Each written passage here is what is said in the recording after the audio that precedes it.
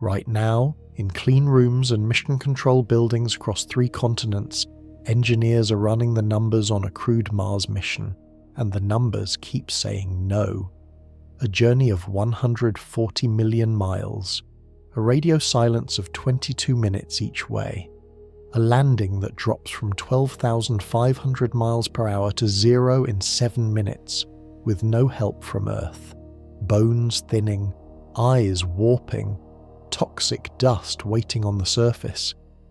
If you want the real story of what it takes to put humans on another planet, hit subscribe, because this is the mission briefing the crew would actually hear. Strap in, checklist begins now. Pull up any diagram of the solar system and Mars looks close. 2 lanes over from Earth, a short hop. The map is lying to you. Mars is the 4th planet out, but the distance between it and Earth changes constantly because both worlds are moving. At the closest point in their orbits, Mars sits about 34 million miles away. At the farthest, when Mars swings around the far side of the Sun, that distance stretches to around 250 million miles.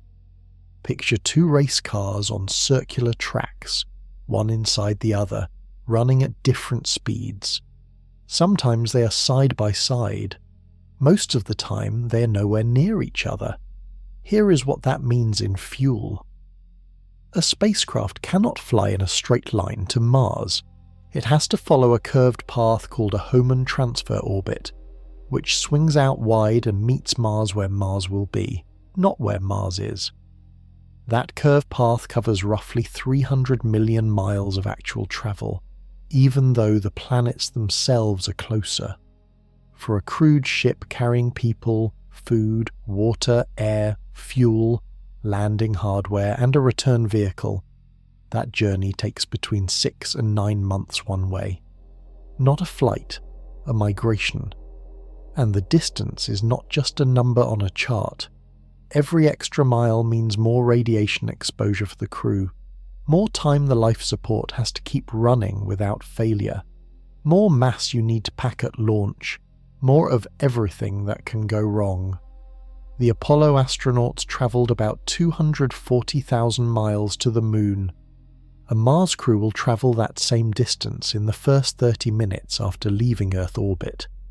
Then they keep going for 8 more months. Mission planners at NASA talk about Mars in a specific way. They do not say, going to Mars. They say, the 3-year campaign, because that is the minimum, 6 to 9 months out, a wait of up to 18 months on the surface for the planets to line back up, 6 to 9 months home, 3 years, no resupply ships, no rescue mission. If something breaks halfway there, nobody's coming. Compare that to the International Space Station, which sits 250 miles above your head. If something goes wrong on the station, a Soyuz capsule can bring the crew home in about 3.5 hours. From Mars, the fastest possible emergency return still takes months, and only if the planets happen to be in the right position. Most of the time, they are not. This is the first wall mission planners run into. Before radiation, before landing, before any of the famous problems, there is simply the raw geometry of the solar system. Mars is not far in the way a vacation is far. Mars is far in a way that changes what a mission even is. A trip to the Moon is an expedition. A trip to Mars is a separation from the rest of humanity. And that is why every single gram of food, every litre of water, every spare bolt has to be argued over for years before launch. Because once the crew crosses a certain threshold of distance from Earth, the math stops being about physics and starts being about commitment. There is no turning around. The planners call this point the commit point. And it comes faster than you might think, because the next problem is the one that decides whether the crew gets to leave at all. Mars does not wait. Every 26 months, Earth and Mars line up in a specific geometry that makes a crewed mission physically possible. The the planets reach positions where a spacecraft can leave Earth, follow a curved transfer orbit, and actually catch Mars instead of arriving at an empty patch of space. That alignment lasts roughly 3 to 4 weeks. Then it closes. If you miss the window, Mars keeps moving. Earth keeps moving. The geometry no longer works. You wait another 26 months for the planets to line up again. For a crewed mission, this is the most unforgiving deadline in engineering history. The launch vehicle has to be ready. The crew has to be trained. The cargo ships have to already be on the surface of Mars with supplies. The return vehicle has to be fueled. Every subsystem has to pass every test. If a single critical component fails its final review, the entire mission slips by 2 years, 2 months. SpaceX has been running into this wall publicly for 3 years. The 2026 window is the one Elon Musk has been talking about since 2022. Musk stated that the company aimed to target the 2026 and 2027 Mars launch window, depending on the successful demonstration of orbital refueling capabilities, estimating a 50% chance of being ready in time.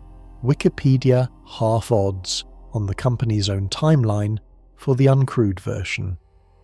The crewed version comes later, because here is the brutal math behind those odds. Once Starship is in orbit, it needs about 1,440 tons of fuel. With a 100-ton payload per tanker flight, refueling a single Mars-bound Starship would take around 15 tanker missions, which at 10 launches per year would take roughly 18 months. Planet Earth and beyond 18 months of launches to fuel one ship, and the Mars window only opens for 4 weeks every 26 months. You can see the problem. Even worse, the fuel does not sit patiently in orbit waiting.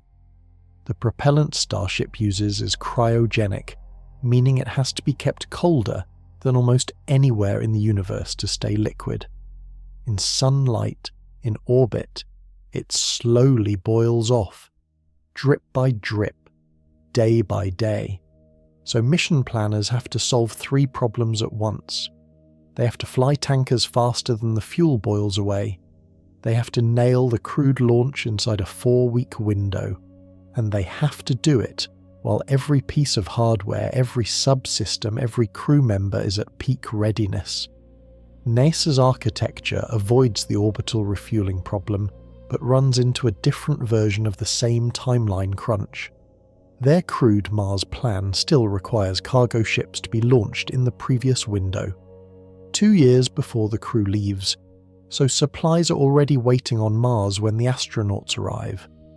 That means mission planners are committing to launch dates 4 years out, minimum, not one launch, a cascade of them, all timed to a calendar set by the orbits of 2 planets. 1 slipped bolt, 1 failed pressure test, 1 sick astronaut. The whole column falls, and the next column does not rebuild itself for 26 months. There is no rush in spaceflight like a Mars window rush. And the crew feels it. The engineers feel it. Because if they force the launch to hit the date, corners get cut. If they do not force it, they lose 2 years. Astronauts have a dark joke about this.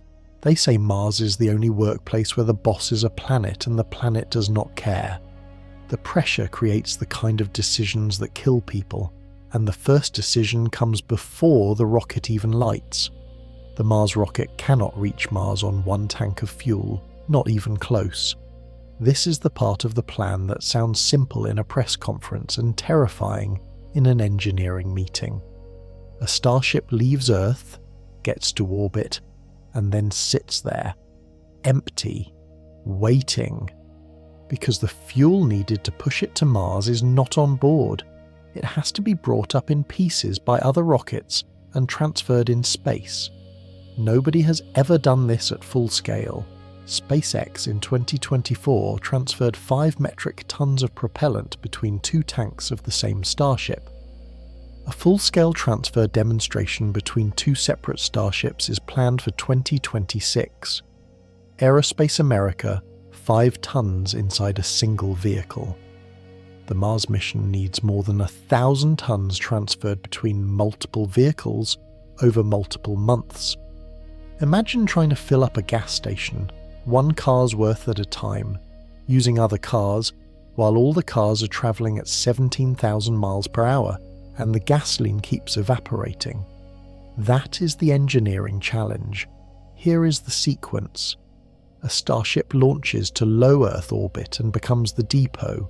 Then tanker starships launch, one after another, dock with the depot, and pump their fuel across. Once the depot is full, the Mars-bound starship launches, docks with the depot, takes on the stored fuel, and only then begins its burn toward Mars. Every step is a docking, every step is a cryogenic fluid transfer, every step is a chance for something to go wrong in vacuum, with no crane, no ground crew, no mechanic with a wrench. SpaceX is working to understand factors like boil-off and leakage, as well as the effectiveness of propellant transfer. The company also needs to understand the dynamics of propellants in the tanks during Starship maneuvers and the amount of settling thrust needed to ensure propellant flows between docked vehicles. Arcade. That last part is subtle and important. In space, fuel does not sit at the bottom of a tank. It floats, it sloshes, it forms bubbles. Pumping it from one ship to another is not like pumping water through a garden hose. The liquid can detach from the outlet and the pump sucks vapor instead of propellant. Engineers have to fire tiny thrusters to push the ships gently forward, so inertia pins the liquid against the transfer port like tilting a half-empty glass. Now do that while the fluid is more than 290 degrees below 0 Fahrenheit, while the ships are linked together, while the clock is ticking on boil-off. The refueling problem is not a detail. It is a new category of spaceflight. Every deep space mission ever flown carried all its fuel at launch. Apollo, Voyager, Curiosity, Cassini. None of them refueled in orbit, not once. Mars changes that. Because the amount of fuel needed to push a crewed ship plus landing hardware plus return vehicle to Mars simply cannot be launched in a single rocket. Physics does not allow it, so either you build a rocket so massive that no gantry can hold it, or you accept that the mission depends on a dance of tanker launches, orbital dockings and cryogenic transfers that nobody has ever completed. Mission planners call this the long pole, the task that holds up everything else.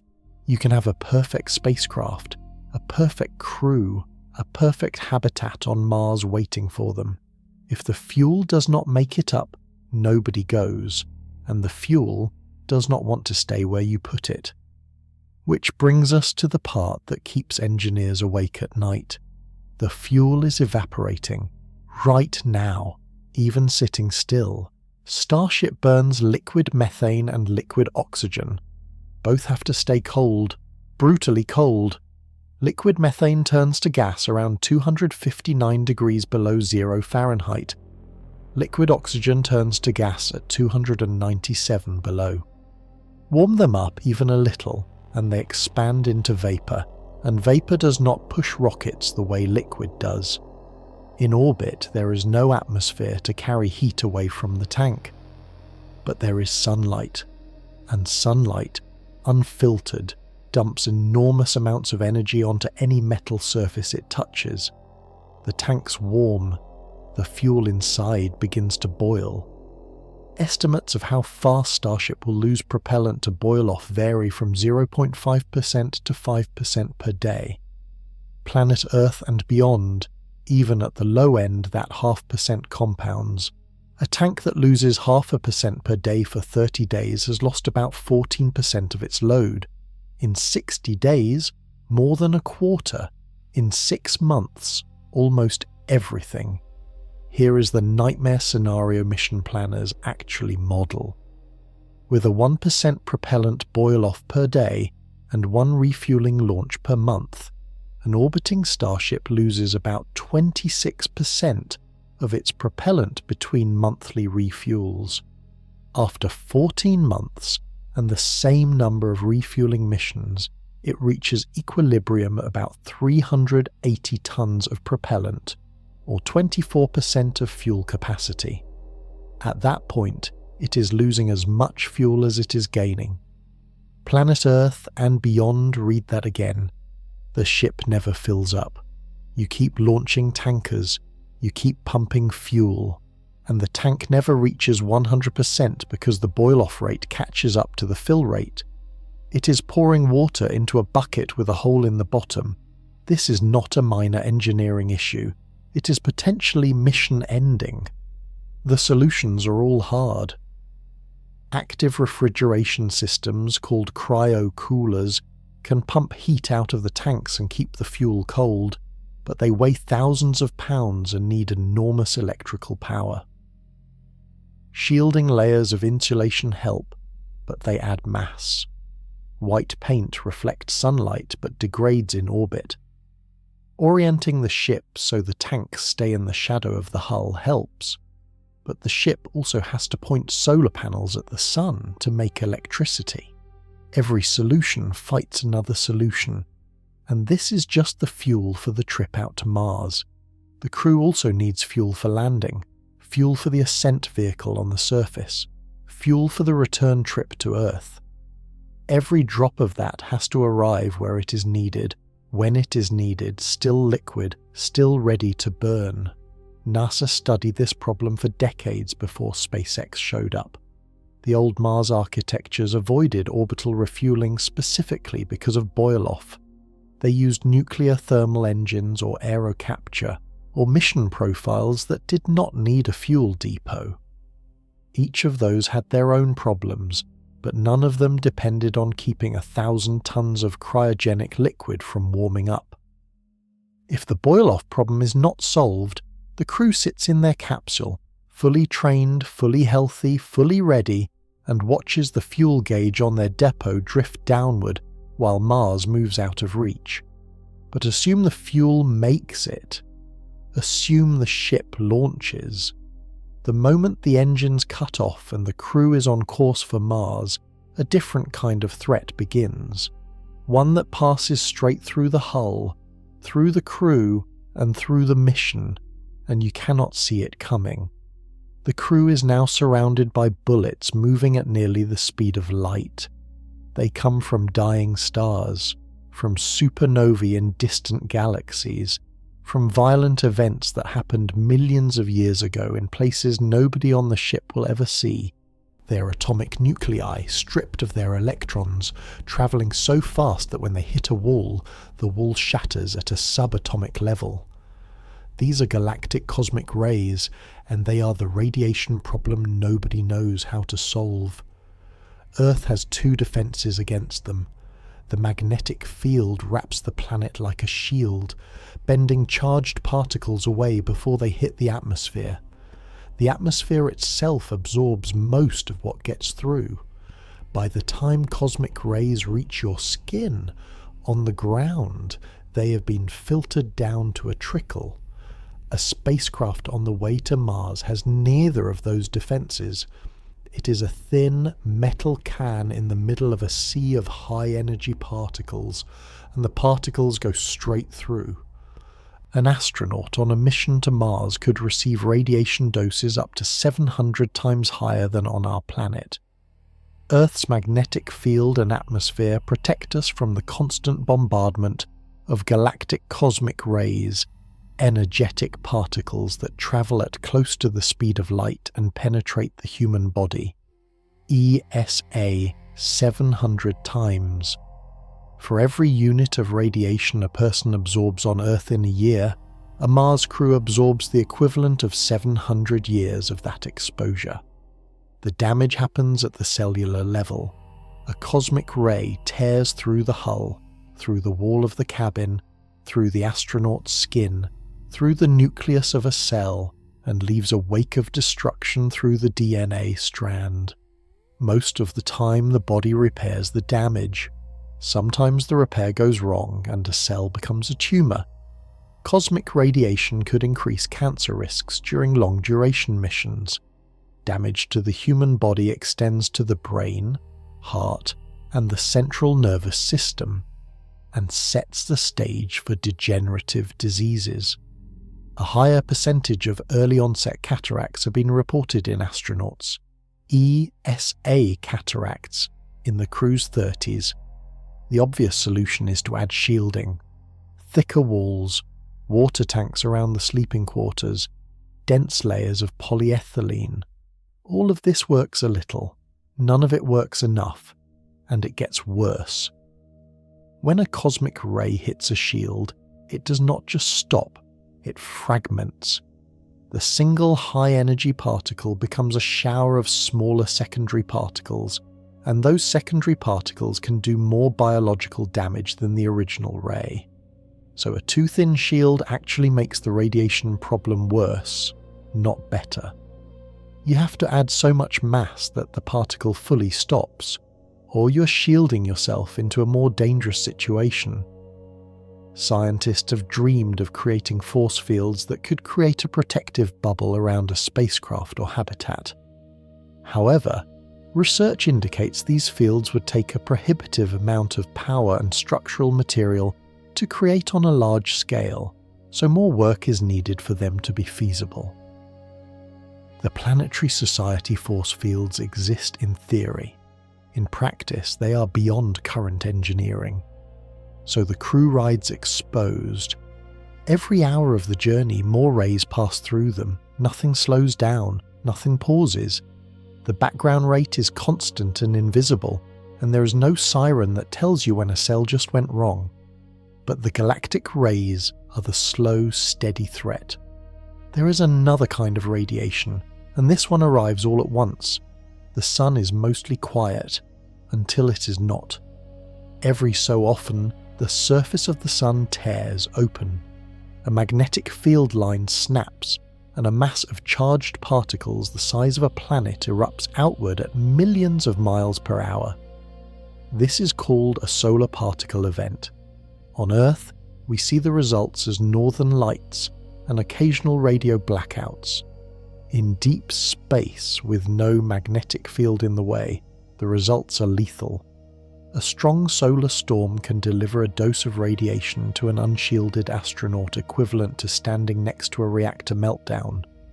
Acute radiation sickness, vomiting within hours, immune system collapse within days, death within weeks. This is not theoretical. In August 1972, between the Apollo 16 and Apollo 17 moon missions, a massive solar particle event hit the space between Earth and the Moon.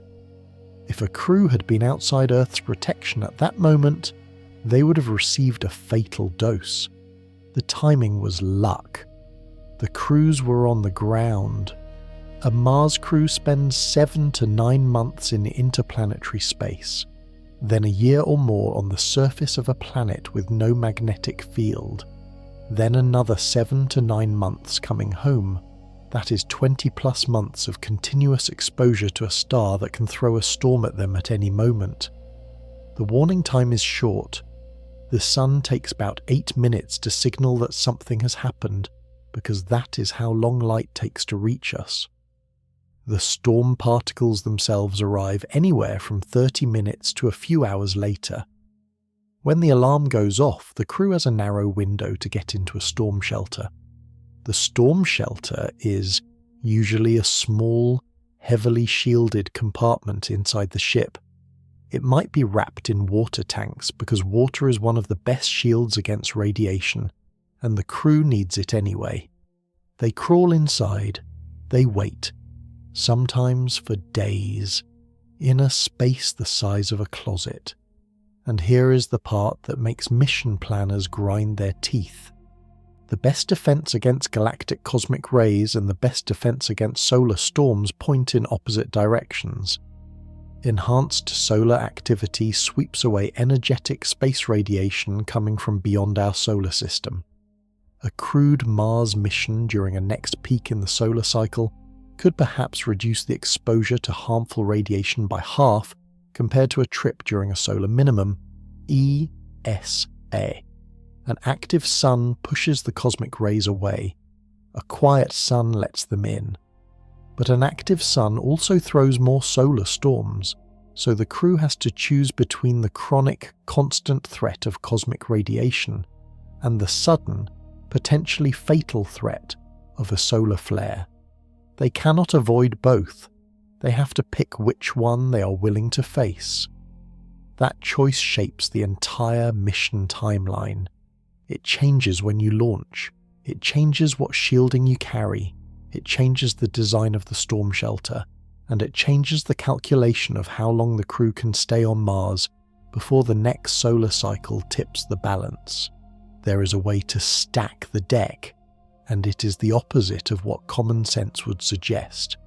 Everyone's first instinct is wrong. If you ask an average person when the safest time to travel in deep space is, they will say when the sun is calm, when there are no storms, when the star is quiet. It makes intuitive sense. Less solar activity, less radiation, safer journey. The data says the opposite. Radiation measurements from the ExoMars Trace Gas Orbiter confirm the paradoxical finding that travelling during solar maximum is the best time to go. An international research team concluded that a crew could complete the round trip without breaching radiation guidelines.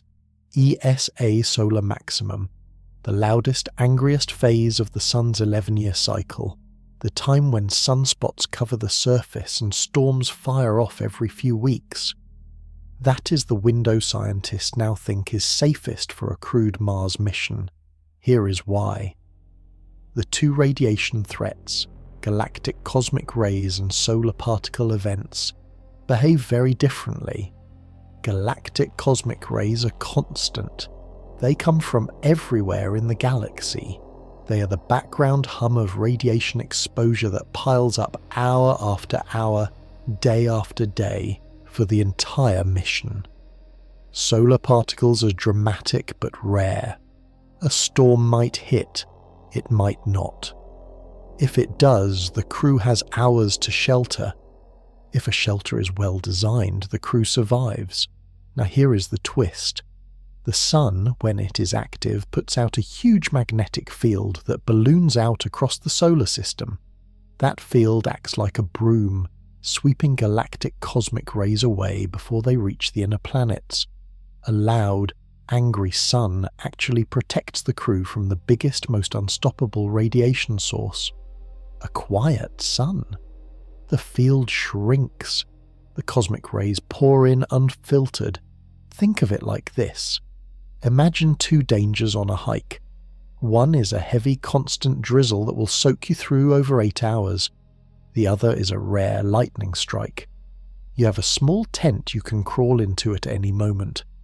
If you hike during the storm season, the lightning is more common, but you can shelter from each strike when it comes, and the storm clouds block out the drizzle completely. If you hike during the calm season, there is no lightning, but the drizzle never stops, and by the end you are soaked to the bone. The math says hike during the storms. One of the greatest challenges of sending humans to Mars is their exposure to space radiation. Ionicizing radiation poses serious health hazards, including an increased risk of cancer, cardiovascular effects, and cataracts.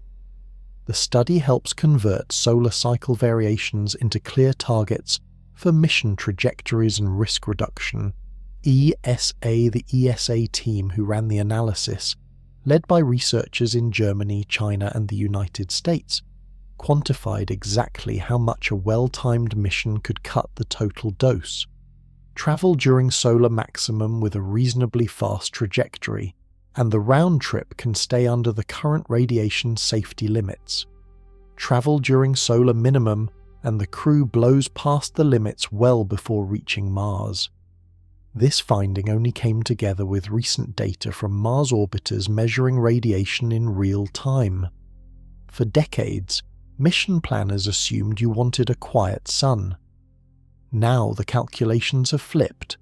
Mars mission schedules are being rewritten around the solar cycle. The next solar maximum windows drive everything. They decide when the first crew can realistically launch. They decide which 26-month window gets targeted. They decide when the storm shelters need to be ready. A launch into solar maximum means the crew will face storms, possibly several. The storm shelter has to be tested, stocked, and built for actual use, not theoretical use. When the alarm sounds, it is not a drill, but the shelter is inside something else, a habitat the crew will live in for most of a year, and that habitat is about to become a psychological problem. The habitat is smaller than you think. Most diagrams of a Mars transit vehicle look roomy. Artists draw them with high ceilings, windows, spacious crew quarters. The reality is a cylinder maybe 30 feet long and 15 feet wide, divided into zones the size of walk-in closets. Private sleeping space for each crew member is roughly the dimensions of a phone booth. The crew, usually 4 to 6 people, will live inside this tube for about 7 months on the way out. Then they will come back inside it for another 7 months on the way home. Total time in the capsule, round trip, is roughly 14 months. That is longer than any continuous human spaceflight ever completed. The International Space Station has several modules, large windows, regular resupply with fresh food and mail from home, and real-time conversation with family. A Mars crew has none of that. The ship is sealed, no resupply, no open windows to a blue planet outside, just a small porthole showing a view that barely changes for months. Maintaining a safe ecosystem inside a spacecraft presents unique challenges, from ensuring optimal temperatures, pressures, and lighting, to reducing noise, monitoring microbial communities, and tracking immune responses. NASA noise matters more than most people expect. The habitat hums. Fans run constantly to move air, because in zero gravity, carbon dioxide pools around your face if nothing pushes it away.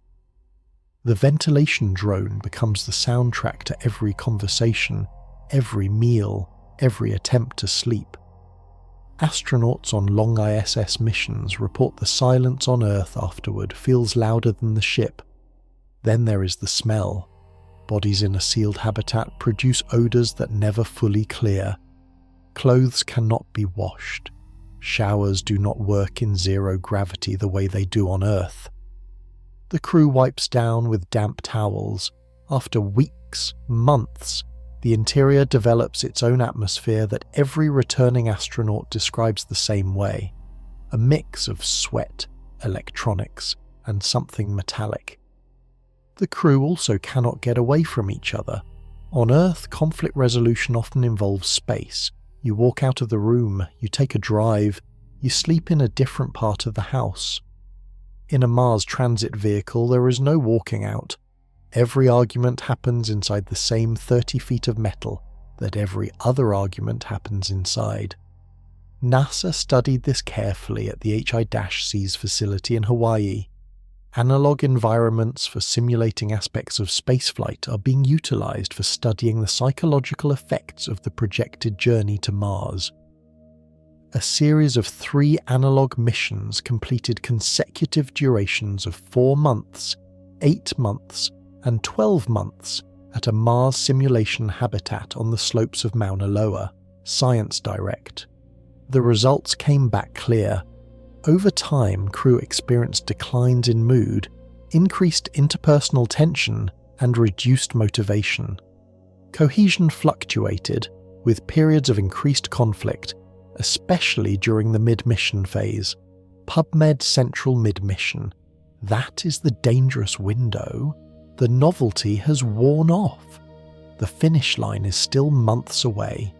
The crew is tired, the habitat feels smaller every week, and small irritations start to amplify. One crew member chews too loud. Another leaves equipment in the wrong place. Another has stopped exercising and the others resent it. Small problems do not stay small in a sealed habitat. Mission planners screen crews obsessively for psychological compatibility. They run simulations. They train for conflict. They build in private time, group activities, rituals. And still, every long-duration analog mission produces at least one interpersonal blow-up that mission control has to manage from the outside. On Mars, mission control is 20 minutes away by radio. The crew handles it themselves. They have to. And while the mind is struggling with the confinement, the body is doing something much worse. It is beginning to come apart. The body does not know it left Earth.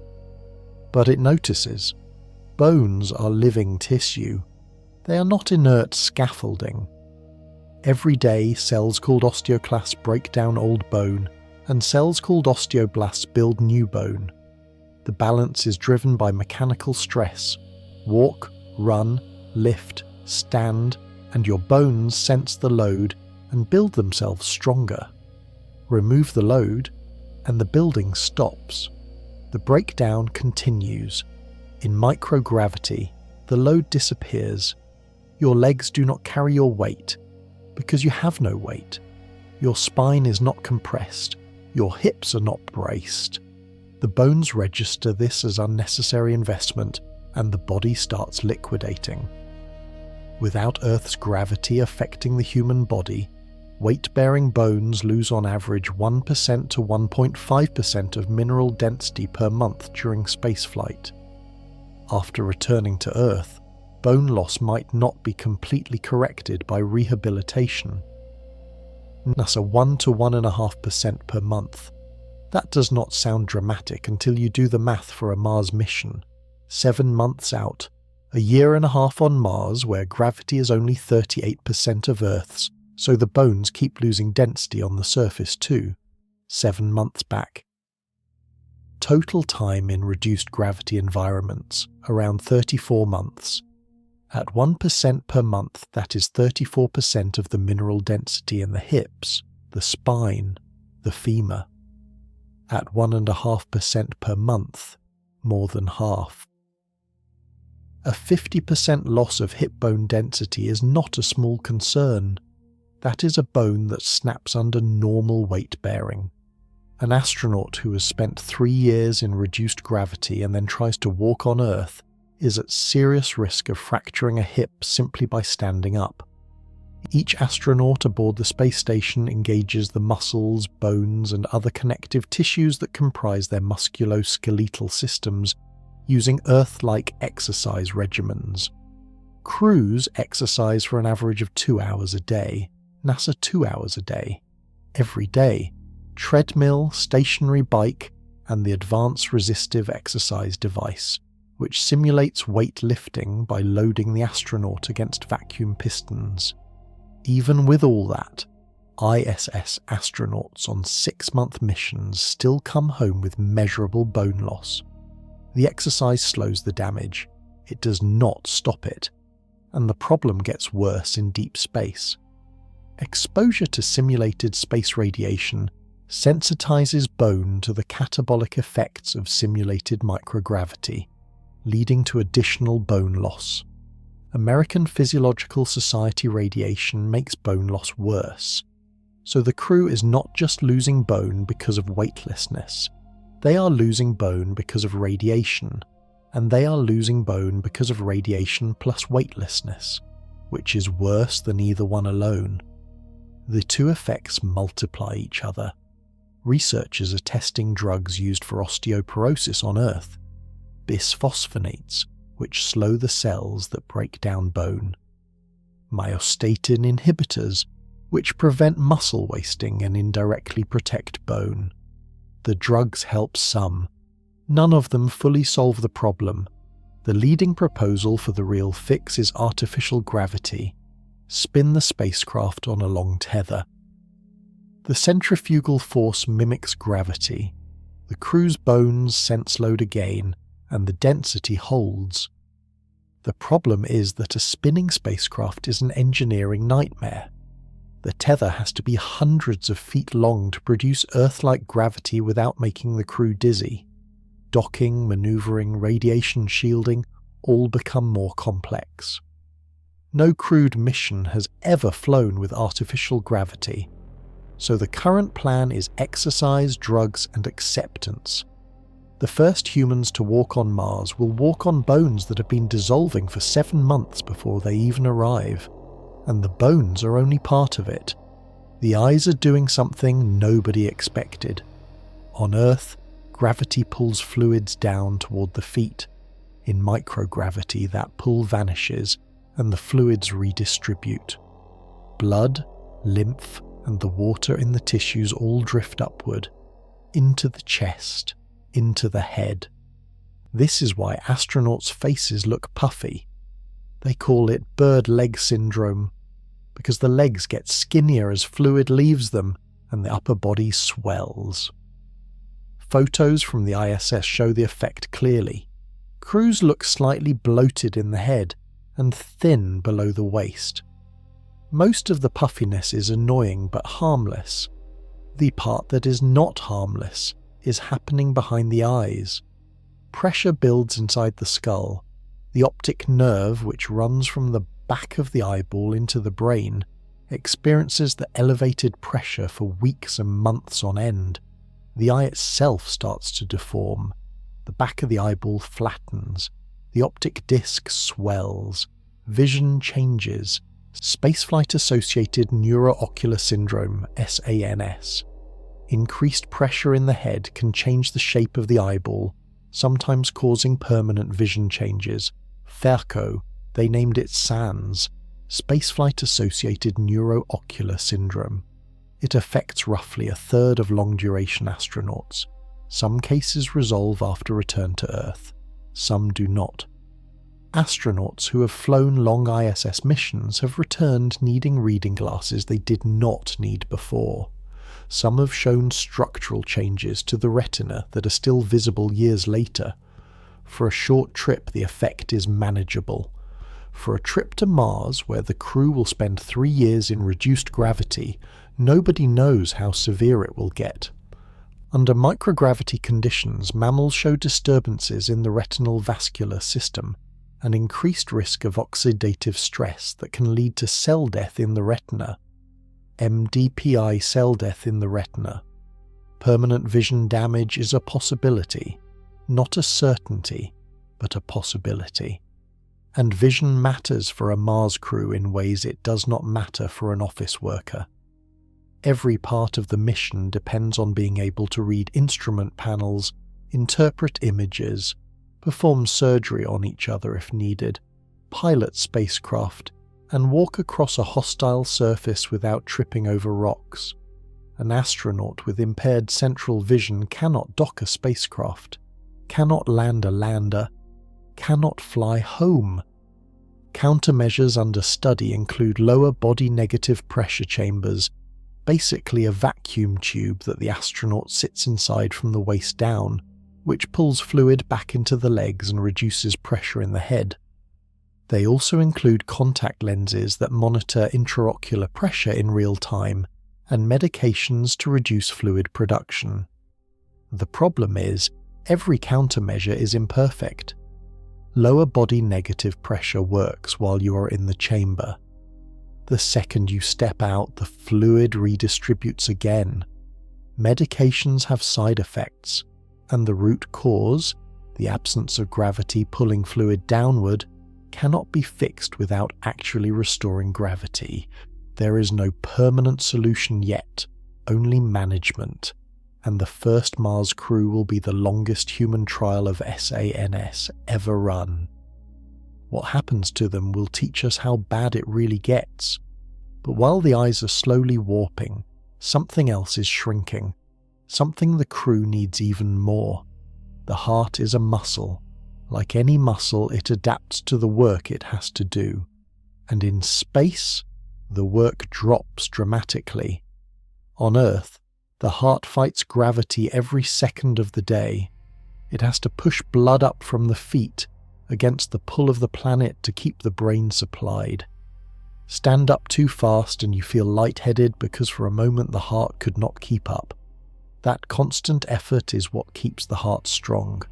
In microgravity, the fight ends. Blood drifts freely. The heart does not have to work against anything. So the heart, being an efficient organ, downsizes. Long-duration spaceflight causes measurable cardiac atrophy. The heart gets smaller, the walls thin, the output drops, not dangerously at first, but consistently. After months in space, the heart of an astronaut is noticeably weaker than it was at launch. Heart shrinkage. The heart works less in microgravity, leading to a slight decrease in size and function. Orthostatic intolerance. Astronauts may feel dizzy or faint upon returning to Earth due to weakened circulation. Orthostatic intolerance. That is the clinical term for not being able to stand up without fainting.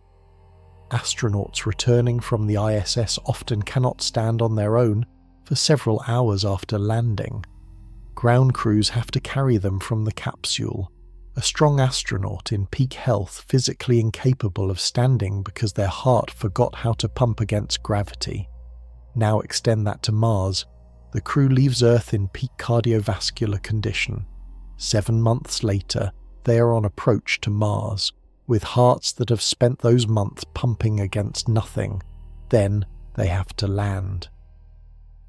The landing, described in gruesome detail a few chapters from now, involves heavy G-forces. The body is slammed backward into the seat as the lander decelerates. Blood pools in the lower body.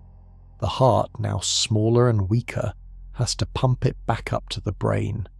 If it cannot, the astronaut blacks out at exactly the moment the lander needs a conscious pilot. After landing, the crew has to stand up in Martian gravity. 38% of Earth's pull. That sounds manageable, and for a healthy heart it would be. For a heart that has been shrinking for 7 months, it might not be. The first steps on Mars could come with dizziness, weakness, tunnel vision, even loss of consciousness. Then the crew has a 1.5 years on Mars. At 38% gravity, the heart does not rebuild to Earth levels. It adjusts to the lower demand and stays smaller than it was at launch. Then 7 more months back to Earth. Then re-entry. Then Earth gravity, full strength, for the first time in 3 years. Landing a spacecraft on Mars could be challenging as astronauts adjust to the gravity field of another celestial body. When shifting from weightlessness to gravity, astronauts may experience post-flight orthostatic intolerance, where they are unable to maintain their blood pressure when standing up. NASA, the heart may not be able to handle it. Not without serious rehabilitation. Possibly not at all. Exercise helps, same as with bone loss. Resistance training, cardio, lower body loading. All of it slows the shrinkage. None of it prevents it entirely. The first Mars crew will come home with smaller hearts than they left with. Their cardiovascular systems will have to relearn Earth gravity from scratch.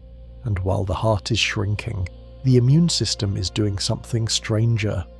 Something that could bring back diseases the crew thought they had beaten decades ago. Most people carry viruses that have been asleep for decades. Chickenpox, Epstein-Barr, cytomegalovirus, herpes simplex. If you had chickenpox as a kid, the virus did not leave your body. It crawled into your nerve cells and went dormant. Your immune system keeps it locked down. For most people, it stays locked down forever. For others, stress or immune suppression lets it wake up, and it comes back as shingles. In space, the immune system weakens, and the viruses notice. Studies of astronauts returning from long ISS missions have found reactivation of multiple latent viruses in nearly every crew member.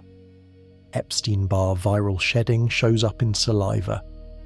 Varicella zoster, the chickenpox virus, reactivates and can cause shingles.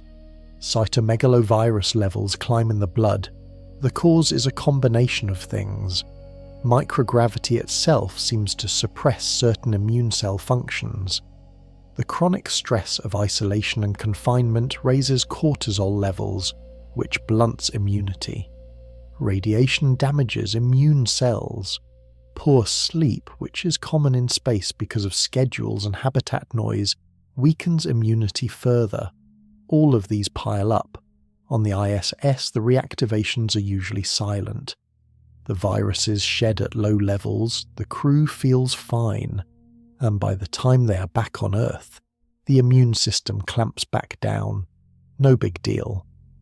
On Mars, 3 years from home, with no hospital and no full medical team, the same reactivations become much more serious. A case of shingles in the middle of a Mars transit is not just painful. It can cause nerve damage, vision problems if it affects the face, and in rare cases serious neurological complications, and that is just the viruses the crew already carries. There is another problem. The crew brings bacteria and fungi too, and those organisms behave strangely in space. In zero gravity, some bacteria grow faster, some become more virulent, meaning more aggressive at causing disease. Some form biofilms on surfaces that are harder to clean. The habitat itself becomes a microbial ecosystem, and the crew is the only host. A single infection that on Earth would be treated with a trip to urgent care, and a prescription becomes on Mars a medical emergency managed by a crew with limited supplies and no option to call in a specialist. If antibiotics fail, there is no backup. If a surgical infection gets out of control, there is no surgeon to consult in real time. NASA plans for this with extensive medical kits, training 1 or 2 crew members as de facto physicians, and telemedicine with Earth. But the telemedicine runs on that 20-minute radio delay. A consultation is not a conversation, it is an email exchange with a doctor who cannot see the patient live. The immune problem stacks on top of everything else. Weakened bones, weakened heart, weakened vision, weakened immune system, all progressing at once, all interacting, all getting worse the longer the crew is away from Earth. And then, about 6 months in, there comes a moment when the mind does something even the body did not warn it about. Every long-duration analog mission has reported the same pattern. They're at a point, usually somewhere between the 4th and 6th month, when something in the crew shifts. It has a clinical name.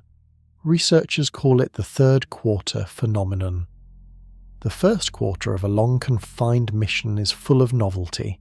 Everyone is adjusting, learning, engaged. The 2nd quarter settles into routine.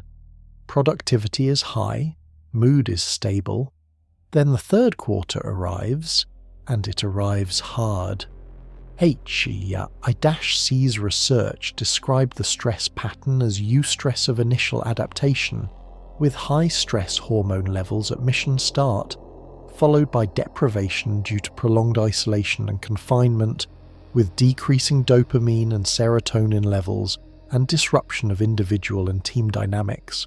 Frontiers, decreasing dopamine, decreasing serotonin. These are the chemicals that regulate pleasure, motivation, and mood. When they drop, everything feels harder. Food tastes less interesting. Work feels pointless.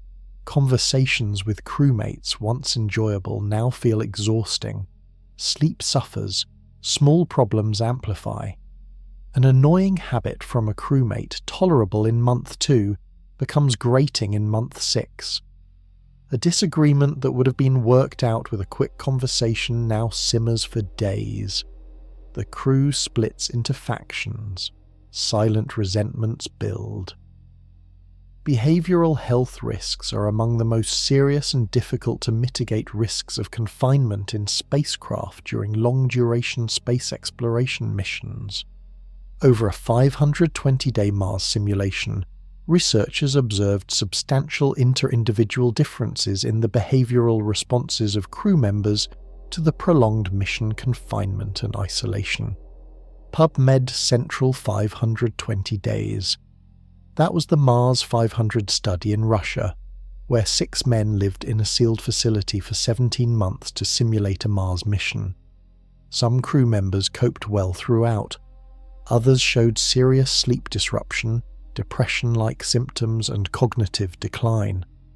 One crew member essentially withdrew, barely speaking to the others for weeks at a stretch. They were volunteers. They knew it was a simulation. They could have asked to leave at any moment. And still, the isolation broke things in them that took months to recover. A real Mars crew cannot ask to leave.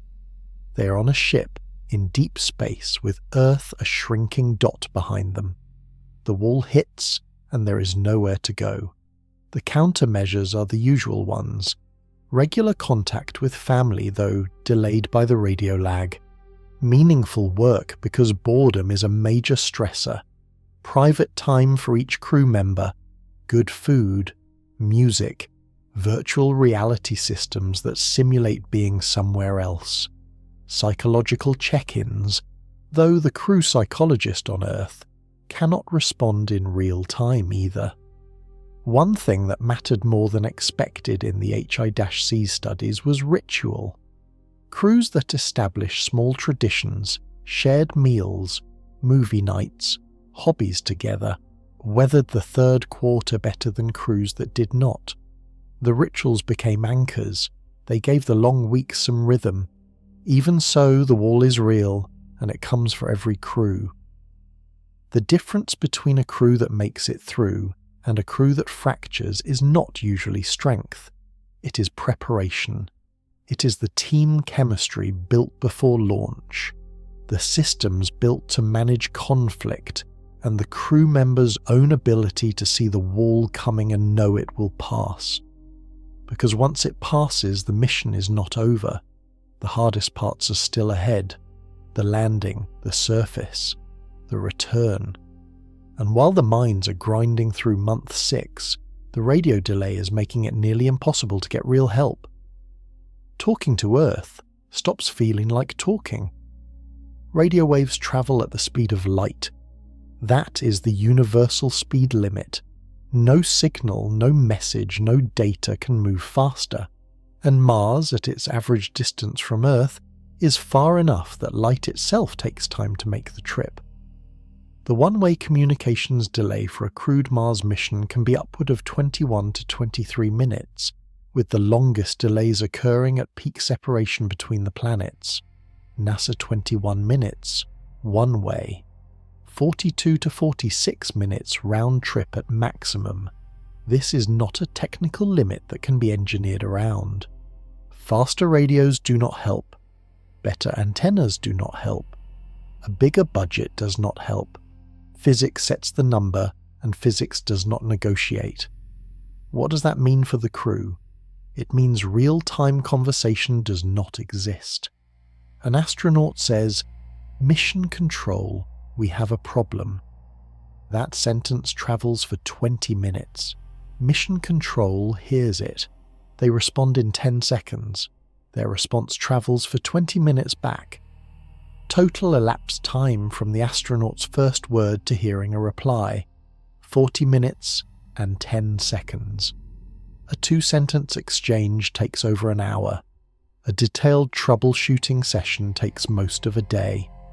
Watching the video of a problem, analysing it, and sending instructions can take multiple days. This changes how the mission is run. Apollo astronauts could radio Houston and have a quick back and forth. Shuttle crews could chat with the ground like a phone call. ISS crews today have near real-time communication with family through video calls. Mars crews get none of that. Every critical decision has to be made on the ship. The crew cannot call home for advice during a medical emergency. They cannot ask mission control to talk them through a mechanical problem step by step. They cannot have a conversation, in any normal sense, with anyone outside their own spacecraft. For family and personal contact, the delay is psychologically brutal. A video message from a spouse arrives 20 minutes after it was recorded. The astronaut replies. The spouse sees the reply 40 minutes after they sent theirs. The emotional rhythm of normal conversation is destroyed. It becomes a long exchange of recorded statements, more like letters than talks. Astronauts who have lived through even shorter communication delays, like Apollo crews briefly out of contact behind the moon, describe the silence as physical. The feeling of being alone, really alone in a way that people on Earth never experience. On Mars, that silence is the baseline. It is the normal state. The crew gets used to it, but getting used to it does not eliminate the cost, which is that they are functionally on their own. And then sometimes the delay becomes something worse. Sometimes the signal stops entirely. Every 26 months Mars disappears. Not literally, the planet is still there. But from the perspective of Earth, Mars moves behind the Sun. For several weeks, the Sun sits directly between the two planets, and the Sun is a violent source of radio interference. Any signal trying to cross that gap gets drowned in solar noise. This is called solar conjunction. For robotic Mars missions, it is a pause in operations. For a crewed mission, it is a terrifying window. For any crewed, round-trip mission to Mars, direct spacecraft to Earth communications blackouts are inevitable and can last weeks. Depending on the mission profile, these blackout periods can occur while the crew is in transit or the vicinity of Mars. NASA weeks. No conversations, no data, no telemetry, no emergency calls. The crew is cut off. NASA normally handles solar conjunction with robotic missions by simply not talking to them. Commands go dark. The spacecraft runs on preloaded instructions until the Sun moves out of the way. If something goes wrong, the spacecraft protects itself as best it can and waits. A crewed spacecraft cannot just wait. Humans need medical support. Life support failures need troubleshooting. Psychological struggles need outside check-ins. Equipment breaks and needs consultation. All of that is suspended for the duration of the blackout. This blackout period occurs about 100 days into the 300-day stay in the vicinity of Mars. This means critical events related to planetary arrival and departure should not be impacted by the disruption. For delays in communications, the blackout period coincides with the longest delay period of just over 20 minutes one way, 100 days after Mars arrival. NASA, the timing varies with mission profile, but for a typical Mars stay, the blackout can land in the middle of the surface operations window. The crew is 100 days into their planetary stay. They have another 100+ days before the ascent, and the radio goes silent for weeks. If something goes wrong during that silence, the crew handles it alone. If the life support fails, no experts on Earth can talk them through the fix in real time. If a crew member gets seriously ill, no doctor on Earth can examine the scans. If a habitat breaches, no engineer on Earth can help troubleshoot the repair. There are proposed mitigations. One potential option proposed was to place a relay spacecraft at the Earth-Sun, L4 or L5 Lagrange point. However, the distance to travel from Earth to L4 to Mars is significantly longer than straight from Earth to Mars. This results in an approximately 5-minute increase in the one-way communication delay between the planets. NASA Technical Report Server, a relay satellite positioned off to the side of the Sun, could bounce signals around the solar obstruction. The problem is that this adds distance, which adds delay. Instead of 20 minutes each way, it becomes 25, and that relay satellite has to be launched, positioned and operated reliably for years, just to cover one blackout per mission. No such relay exists yet. For the first Mars cruise, solar conjunction will almost certainly mean a period of complete isolation from Earth. The mission plan has to build in complete autonomy during that window. Every system has to be designed to run without intervention. The crew has to be trained for every emergency they might face without guidance. The silence is the ultimate test of crew self-sufficiency, and it arrives whether the mission is ready or not. But before any of that, before the stay, before the blackout, the crew has to actually arrive, and the arrival is its own nightmare. The approach begins quietly. For 7 months the ship has been coasting, engines off since the Trans-Mars injection burn at the start of the journey. Just ballistic motion through empty space, following the curve of the transfer orbit, falling toward a planet that has grown from a pinpoint of light into a reddish disk in the window. Now Mars fills the view. The crew watches it grow, day by day, the polar caps visible, the giant canyon of Valles Marineris stretching across the face of the planet, the shield volcanoes casting long shadows, beautiful, enormous, and coming at them far too fast. It begins when the spacecraft reaches the top of the Martian atmosphere, travelling nearly 12,500 miles per hour. It ends about 7 minutes later, with the spacecraft stationary on the Martian surface. NASA Mars Exploration 12,500 miles per hour. That is the speed the ship hits the top of the atmosphere at. For context, a commercial airliner cruises at about 500 miles per hour. A rifle bullet travels around 1800. The Mars lander is coming in at roughly 7 times the speed of a bullet. The crew has to reduce that speed to 0, gently enough that they survive, in 7 minutes. The approach phase is not just about speed, it is also about aim. Mars is big, but the landing site is small, typically a few miles across. Missing the target by more than that puts the crew down in terrain the cargo ships are not at. No supplies, no habitat, no fuel for the ride home. They might as well have missed the planet. To hit the target, the ship has to enter the Martian atmosphere at a very specific angle. Too steep and the deceleration loads will crush the crew and the heat will burn through the shield. Too shallow and the ship will skip off the atmosphere like a stone skipping on water, bouncing back into space with no fuel left to correct, destined to drift away and die. The entry corridor, as engineers call it, is narrow. A few degrees of angle, a few miles of altitude. The ship has to thread that gap perfectly while travelling at 12,500 miles per hour, guided by onboard computers, because the radio delay makes ground control useless for anything happening in real time. What's more, the spacecraft has to handle everything by itself.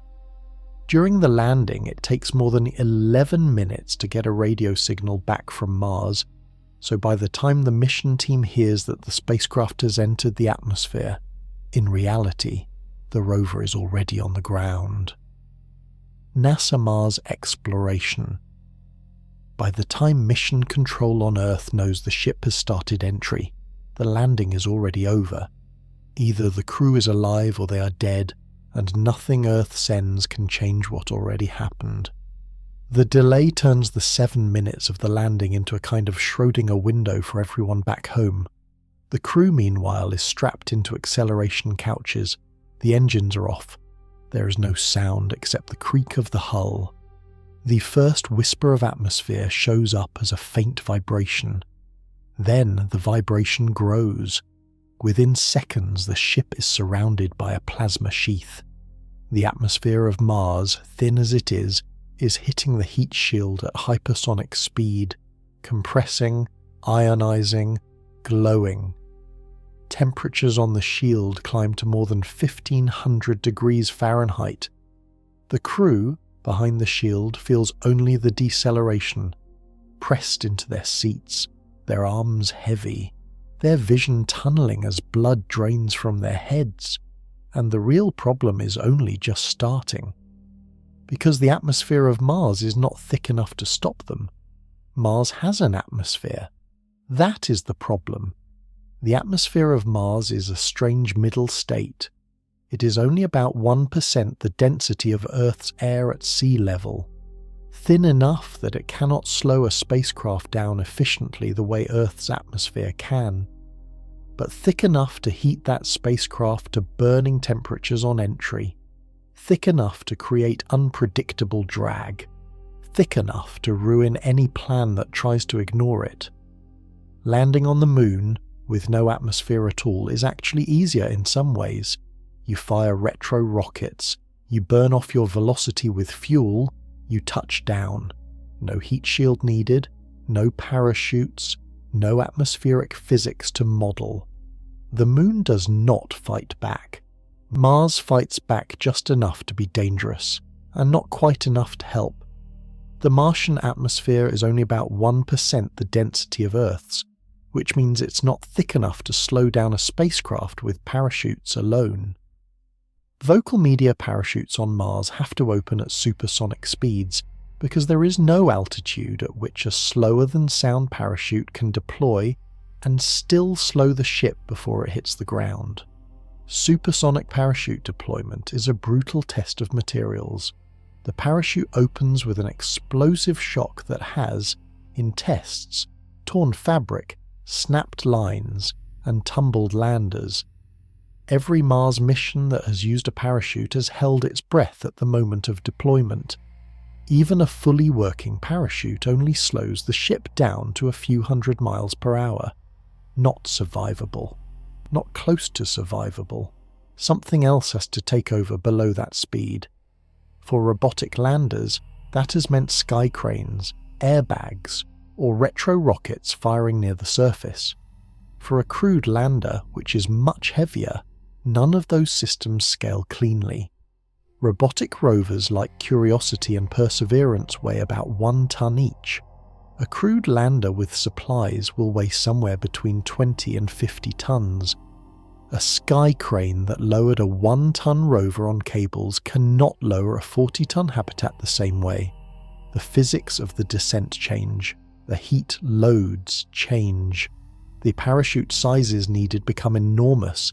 This is one of the hardest unsolved problems in Mars mission design. Engineers call it the Mars landing gap. Everything heavier than about 2 tons has essentially never been landed on Mars successfully, because no landing system has been scaled up past that mass. Crewed missions need to land at least 10 times more than that in a single lander. The biggest challenge in exploring Mars might be slowing down a large human-sized spacecraft from speeds of tens of thousands of kilometers per hour to enable a touchdown gentle enough for astronauts and payloads to survive. So far, landers and rovers have used parachutes, airbags, or sky cranes to safely land on the Red Planet. But these technologies have limits. The Planetary Society. Every proposed solution has trade-offs. Bigger parachutes mean more shock at deployment and larger ships to store them. Retropropulsion, using rocket engines to slow the descent, works but requires massive amounts of fuel carried all the way from Earth. Inflatable heat shields, which spread out a large decelerator in the upper atmosphere, are being tested but have not flown a human-scale mission. SpaceX's plan for Starship is pure retropropulsion. No parachutes at all. Come in using the atmosphere to bleed off most of the speed, flip horizontal, then fire engines to land vertically. It would be the heaviest object ever landed on Mars, by a factor of 20 or more, and the technology has only been tested on Earth and in small scale. The atmosphere is the gate every Mars mission must pass through. It is too thin to trust. It is too thick to ignore. It demands respect, and it punishes every wrong assumption. And the plasma fireball around the ship is just the beginning. Because the next step in the descent is the one engineers have nightmares about. The name comes from Curiosity. When NASA engineers landed the Curiosity rover in 2012, they needed a shorthand for the sequence that got the rover from the edge of the atmosphere to the surface. They called it the 7 Minutes of Terror. Entry, descent and landing, also known as EDL, is referred to as the 7 Minutes of Terror because we've got literally 7 minutes to get from the top of the atmosphere to the surface of Mars, going from 13,000 miles an hour to 0 in perfect sequence, perfect choreography, perfect timing, and the computer has to do it all by itself with no help from the ground. If any one thing doesn't work just right, it's game over. NASA Jet Propulsion Laboratory Curiosity weighed about 1 ton. A crewed lander weighs 20 to 50 times that. Every force involved in the 7 Minutes of Terror scales up. The heat, the deceleration, the shock on the parachutes, the plume from the rockets, the everything. Here is the sequence, scaled up for a crew. At the top of the atmosphere, the ship hits at roughly 13,000 miles per hour. The heat shield glows. Plasma wraps the hull. Radio contact with everything outside the fireball is cut for about 3 minutes. The crew feels deceleration loads of 4 to 6 times Earth gravity. A healthy person on Earth can handle that. A crew that has spent 7 months in weightlessness, with weakened hearts and atrophied muscles, is pushed to their limit. At about 7 miles above the surface, the heat shield separates. The ship is still travelling faster than sound, and now the parachute has to open. We slam into the atmosphere and develop so much aerodynamic drag, our heat shield heats up and it glows. 1,600 degrees, NASA Jet Propulsion Laboratory. The supersonic parachute, if the lander uses one, deploys with a violent jolt. Any crewed system has to use a parachute design that has never been tested at crewed scale. The parachute slows the ship to a few hundred miles per hour. Still not survivable, still not close. At about a mile above the surface, the rockets take over. Retro propulsion. The engines fire downward, pushing against the fall. Fuel burns at enormous rates. If the engines do not ignite on time, every time in the exact right sequence, the ship continues falling at hundreds of miles per hour. For the crew, all of this happens in silence except for the roar of plasma, then the slam of the parachute, then the thunder of the engines. Their bodies are being slammed around. Deceleration changes direction repeatedly. The view outside the small porthole shows red terrain rushing up.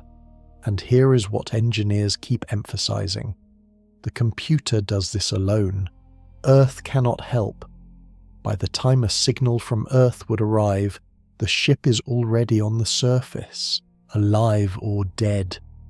The autopilot is making thousands of decisions per second, adjusting thrust vectors, firing attitude control thrusters, measuring altitude with radar, comparing landmarks to stored maps. One bad sensor reading, one failed actuator, one unexpected gust of Martian wind, and the sequence falls apart. The complexity is staggering. Hundreds of events have to fire in perfect order. The chance that every single one works on the first try, with a crew aboard, in a scaled-up lander that has never flown before, is the number that haunts mission planners. Only about 40% of the missions ever sent to Mars by any space agency have been successful. Hundreds of things have to go just right during this nail-biting drop. NASA Mars Exploration 40%. That is the historical success rate for robotic missions, with humans aboard in a brand new lander, doing something that has never been done before at that scale. Nobody on the team pretends the odds will be higher on the first attempt. They hope they are. They do not know they are. The 7 Minutes of Terror is not an exaggeration. It is an understatement. For a crewed mission, It is 7 minutes where everything either works or everyone dies, and nobody on Earth can do a thing about it. And the first problem is one engineers have been staring at for decades. Everything that has ever landed softly on Mars weighs less than a compact car. Curiosity, about 1 ton. Perseverance, about 1 ton. Viking 1 and 2 in the 1970s, about 600 kilograms each. The largest payload ever landed on Mars successfully is around 1 ton, achieved with a sky crane that cost hundreds of millions to engineer. A crewed Mars lander weighs 20 to 50 tons, minimum. Nobody has ever landed anything remotely close to that mass on the Martian surface. Not Russia, not Europe, not China, not the United States. The physics simply have not been tested at that scale. The problem is geometric. When you scale up a lander, you do not just make everything bigger uniformly. Mass grows with volume, which grows with the cube of the dimensions. But the useful drag from a heat shield grows with area, which grows only with the square. So a lander twice the size has 8 times the mass to slow down, but only 4 times the surface area to slow it with. The bigger you build, the worse the deceleration problem gets. Parachutes fight the same losing battle. The largest supersonic parachutes ever flown on Mars have been around 70 feet in diameter. To slow a 40-ton lander, the parachute would need to be enormous, possibly unworkably so. At that size, deployment shock becomes extreme. The fabric may tear, the lines may snap, the parachute may inflate unevenly and tumble the ship. Retropropulsion faces its own scaling wall. Bigger landers need bigger engines which need more fuel, which means carrying more fuel from Earth, which means more mass at launch, which means more fuel to launch, which spirals into the classic rocket equation problem. Inflatable decelerators, sometimes called HIAD, or hypersonic inflatable aerodynamic decelerators, are one proposed solution. A giant balloon-like structure that inflates in the upper atmosphere, spreading out the area for drag. NASA has tested them at smaller scales. The physics look promising, but scaling up to crew mass has not happened. The biggest challenge in exploring Mars might be slowing down a large, human-sized spacecraft from speeds of tens of thousands of kilometers per hour to enable a touchdown gentle enough for astronauts and payloads to survive. The Planetary Society. Every Mars architecture proposal has to answer the mass question, and everyone answers it differently. NASA has looked at splitting the crewed lander into multiple smaller landers. SpaceX has looked at belly flop maneuvers where Starship enters sideways to maximize drag. Other proposals have included landing multiple smaller vehicles and assembling them on the surface. None of these have flown. None of them have landed any significant test article on Mars at crewed scale. The first real test will be a real mission. Imagine a car company designing a new model of sedan and, instead of testing prototypes, selling the first production model to a family and driving it off a cliff to see if the airbags deploy. That is roughly the engineering confidence level for crewed Mars landing right now. The mass problem is not a secondary issue. It is arguably the single biggest unsolved engineering gap in the entire Mars architecture. Radiation can be partially shielded, food can be packed, fuel can be stored, but a lander too heavy to land is a lander that does not land. And even if the mass problem is somehow solved, the last mile of the descent holds another threat, one that can blind the crew at the exact moment they need to see. The final descent is close to the ground. At about a mile up, the parachute has done what it can. The ship is still falling fast enough to kill everyone aboard. The rockets ignite, engines pointed downward, burning hard, fighting gravity every foot of the way. Fire plus fine Martian soil equals a problem. The surface of Mars is covered in dust, very fine dust. Particles a few micrometers across, light enough to hang in the thin atmosphere for months after a dust storm. When a rocket exhaust plume hits that surface, the dust does not stay put. It gets picked up, hurled outward, sent up in a blinding cloud that surrounds the descending lander. For a robotic mission, that was why engineers invented the sky crane. We can't get those rocket engines too close to the ground, because if we were to descend propulsively all the way to the ground, we would essentially create this massive dust cloud. That dust cloud could then land on the rover, and it could damage mechanisms and instruments. So the way we solve that problem is by using the sky crane maneuver, NASA Jet Propulsion Laboratory. The sky crane hovered above the surface and lowered the rover on a tether. It kept the engines far enough up that the dust cloud did not smother the rover. Brilliant solution for a 1-ton rover, completely impractical for a 50-ton crewed lander. A crewed lander cannot be lowered on a cable. It is too heavy. It has to land on its own engines, which means the engines will be firing right at the surface, just before touchdown, throwing up a dust cloud so thick that visibility drops to near zero. The crew inside cannot see the ground clearly through the dust. The landing radar, which measures altitude, can get confused by the dust cloud.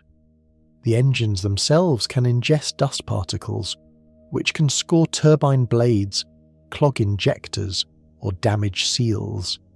Even the landing legs, extending at the last moment, can foul on accumulated dust, and the dust does not stop when the engine shut off.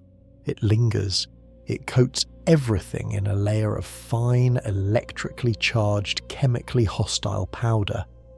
The crew's first view of Mars through the porthole will be a red-brown fog that takes hours to settle.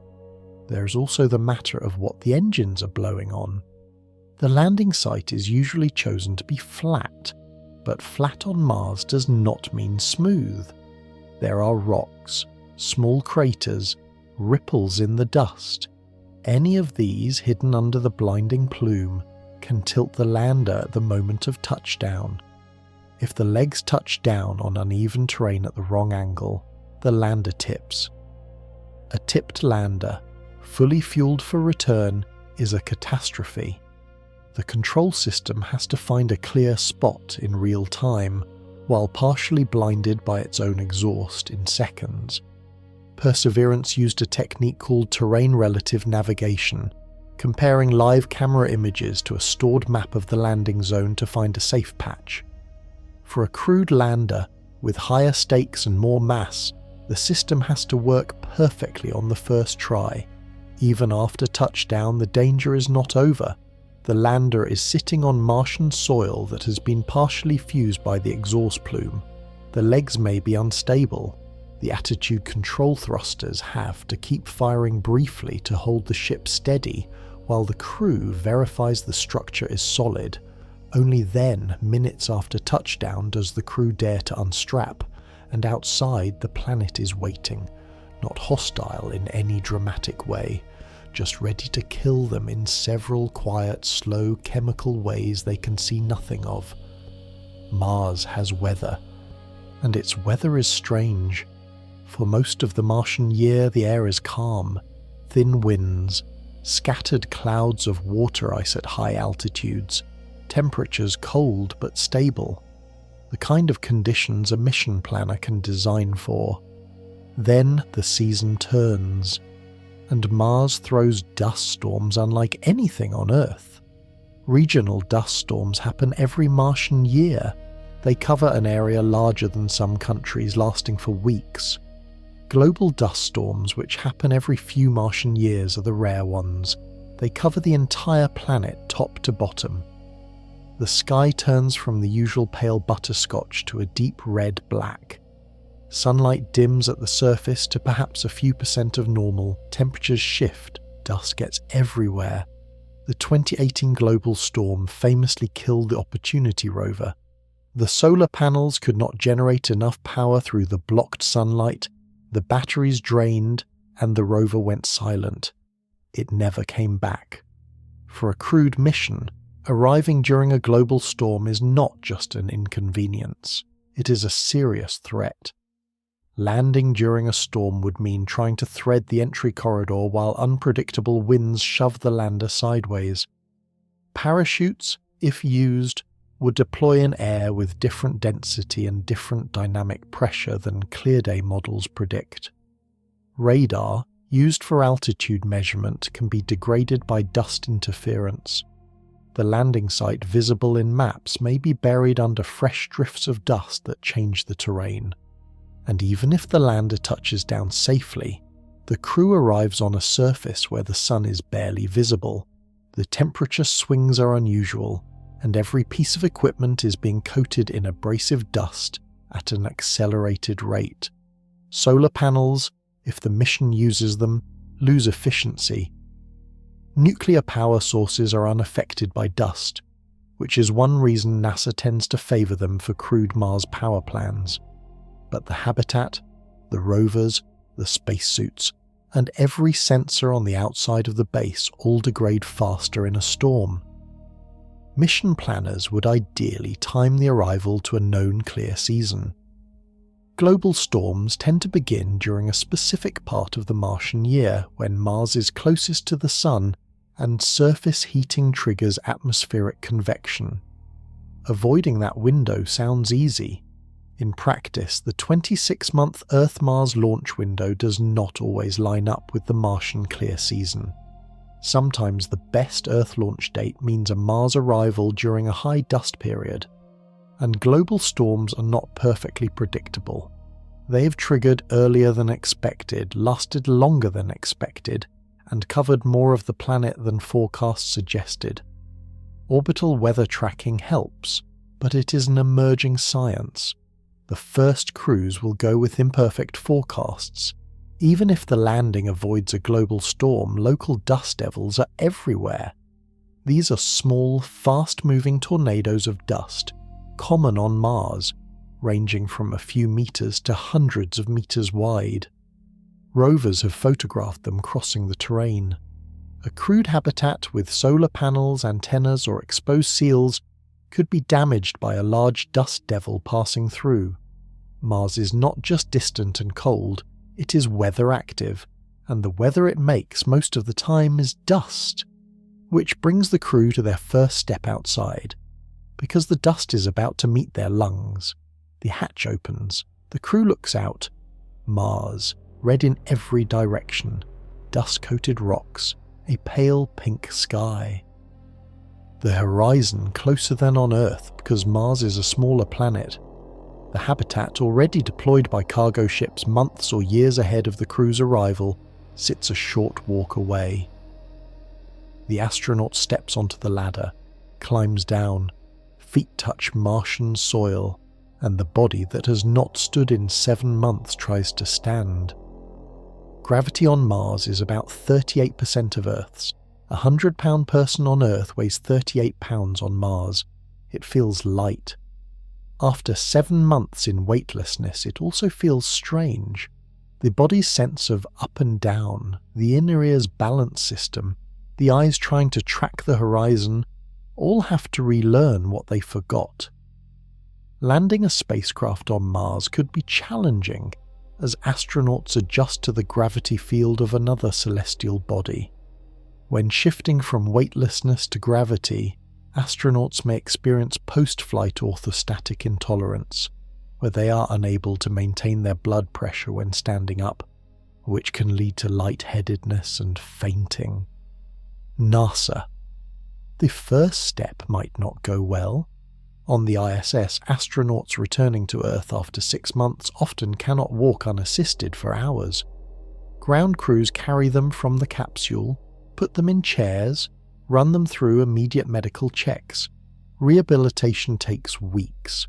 Full cardiovascular recovery can take months.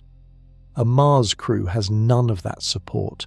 They have a few other crew members who are equally deconditioned. They have no ground crew waiting at the bottom of the ladder. Every step they take on Mars in those first hours, they take on their own. The lower gravity helps in some ways. The crew's weakened bones and muscles do not have to work as hard to support the body. A person who would faint standing up on Earth might manage to stand on Mars simply because their blood does not have to be pumped as hard to the brain. But that same lower gravity is also the problem, long term.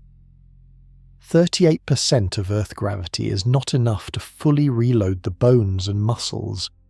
The astronaut who lost bone density on the way to Mars will continue losing it, more slowly during the stay.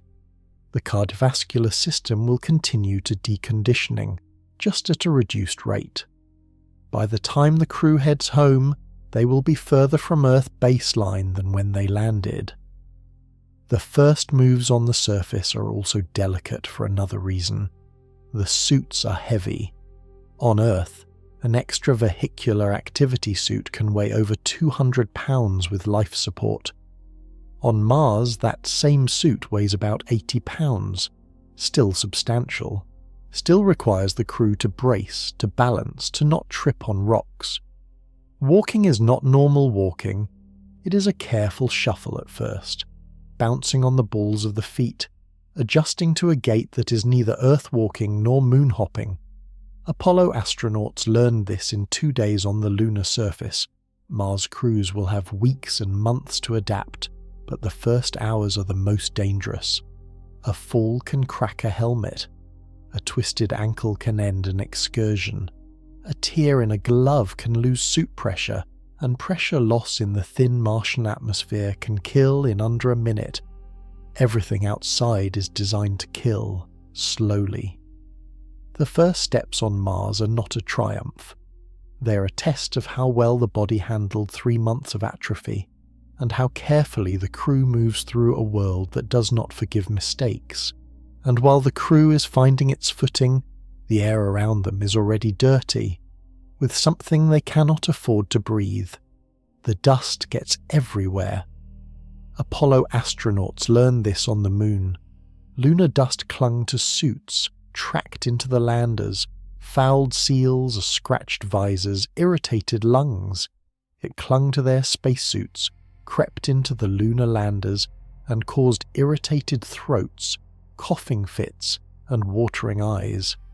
Studies later determined that longer-term exposure to lunar dust has chronic health effects. EOS Martian dust is worse. On average, Martian dust is only 3 micrometers in diameter, or about 4% the width of a human hair. This fine dust could irritate astronauts' lungs, seep into their bloodstreams, and increase the risk of ailments such as lung diseases and cancers. Martian dust contains compounds such as perchlorates, iron oxides, silica, and gypsum that can be toxic to humans. EOS 3 micrometers. To put that in perspective, cigarette smoke particles are around 10 micrometers on average. The smallest particles that standard dust masks filter well are usually above 5 micrometers. Mars dust is small enough to slip past most filters, small enough to reach the deepest parts of the lung, small enough to cross into the bloodstream. The majority of this dust will likely penetrate the physical innate immune defenses of the respiratory tract, as mucus in the lungs is not able to expel dust particles that have a diameter of less than 5 micrometers. Thus, dust on Mars is more likely to cause lung irritation, absorb into the bloodstream, and lead to diseases in astronauts. Yahoo! Lung irritation is the first symptom. Coughing, shortness of breath, a burning feeling in the chest after a walk outside. In the short term, manageable. In the long term, over a 1.5 years of exposure, potentially serious.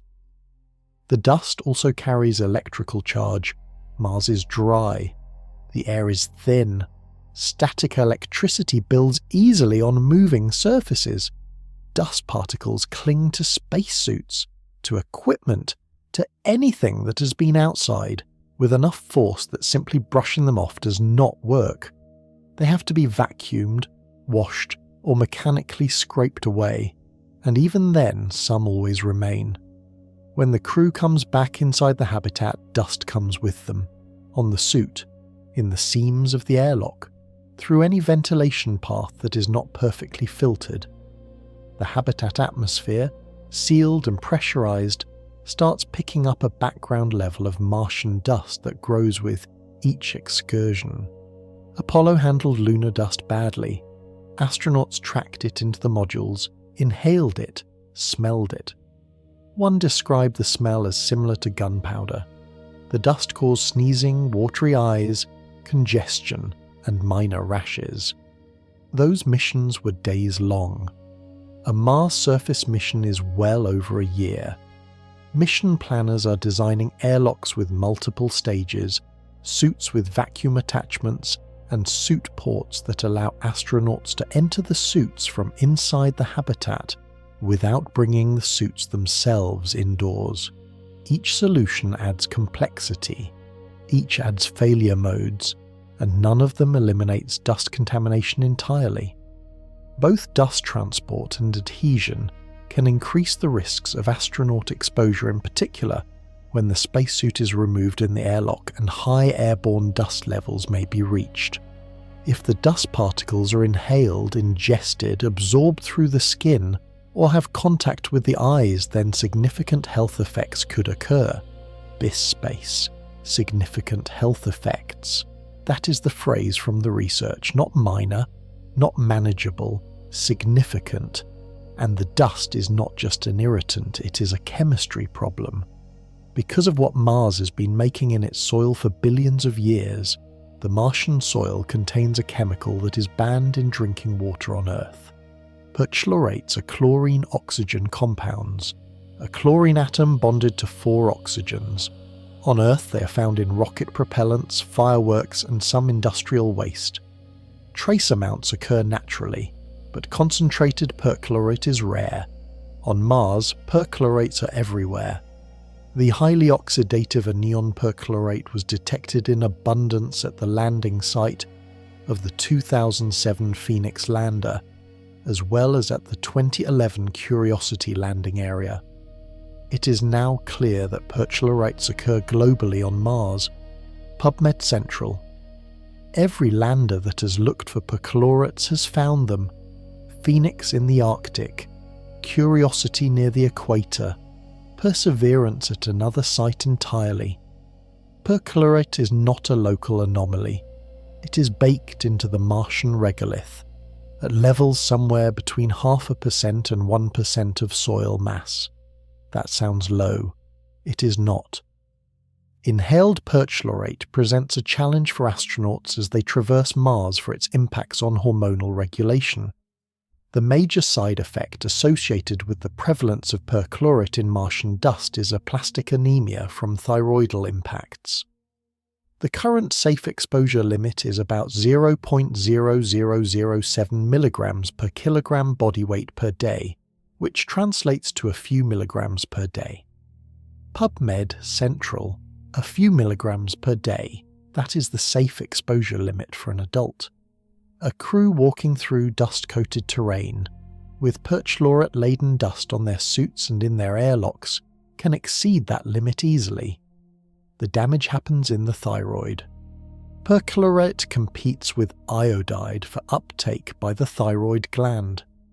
Your thyroid needs iodide to make thyroid hormone, block the uptake, and hormone production drops. Hormone production dropping for a long time causes hypothyroidism, fatigue, cognitive slowing, weight gain, depression. At higher exposure, the damage reaches into the bone marrow. Naturally occurring chlorine-based chemicals known as perchlorates, for example, can damage thyroid glands and lead to aplastic anemia, in which bone marrow fails to produce new blood cells. Yahoo! Aplastic anemia. The marrow stops making red and white cells. The astronaut becomes exhausted, gets infections easily, bruises at the slightest knock. On Earth, it is treated with transfusions, bone marrow transplants, immune-suppressing drugs. On Mars, none of those options exist. The crew carries limited medical supplies. They do not carry a hematology lab. Countermeasures for perchlorate exposure are all partial. Iodine supplements help protect the thyroid. Careful dust control inside the habitat reduces total inhaled dose. Airlock protocols that keep suits outside the habitat reduce tracking. But none of these get the exposure to zero. There is one ironic silver lining. Perchlorate breaks down into oxygen when heated. Simply heating the perchlorate-laden dust to above 500 to 600 degrees Celsius would release oxygen.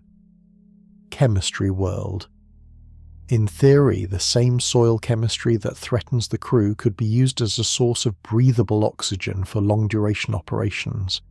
Some engineering studies have looked at this as an in-situ resource option, but the oxygen release is a long-term possibility. The toxicity is immediate. Every day on the surface, perchlorate accumulates in the crew's bodies, in their habitat, on their equipment. There is no way to remove it from the environment. Mars made it. Mars is full of it. And perchlorate is only one of the chemicals in that soil. There are others, and one of them is the oldest occupational hazard in human history. Silicosis killed thousands of miners in the 20th century. Coal miners, quartz miners, sandblasters, anyone whose work kicked up fine silica particles that settled in the lungs. The body cannot break down silica. The particles sit in the lung tissue. Around each particle, the immune system builds scar tissue trying to wall it off. Over years, the scars spread. The lungs stiffen. Breathing becomes harder. Eventually, the patient dies of respiratory failure or the complications that come with it. Mars has silica, a lot of it. The abundant amounts of silica on Mars are more than enough to cause silicosis, an incurable respiratory disease previously common among stoneworkers. Yahoo! Incurable. That's the word. There is no cure for silicosis, only management of symptoms. On Earth, prevention is everything. Workplace regulations require dust suppression, respirators, wet cutting, ventilation systems. All of it aimed at keeping silica particles out of workers' lungs. On Mars, the entire surface is silica-rich dust. The crew cannot wet the surface. They cannot install industrial ventilation.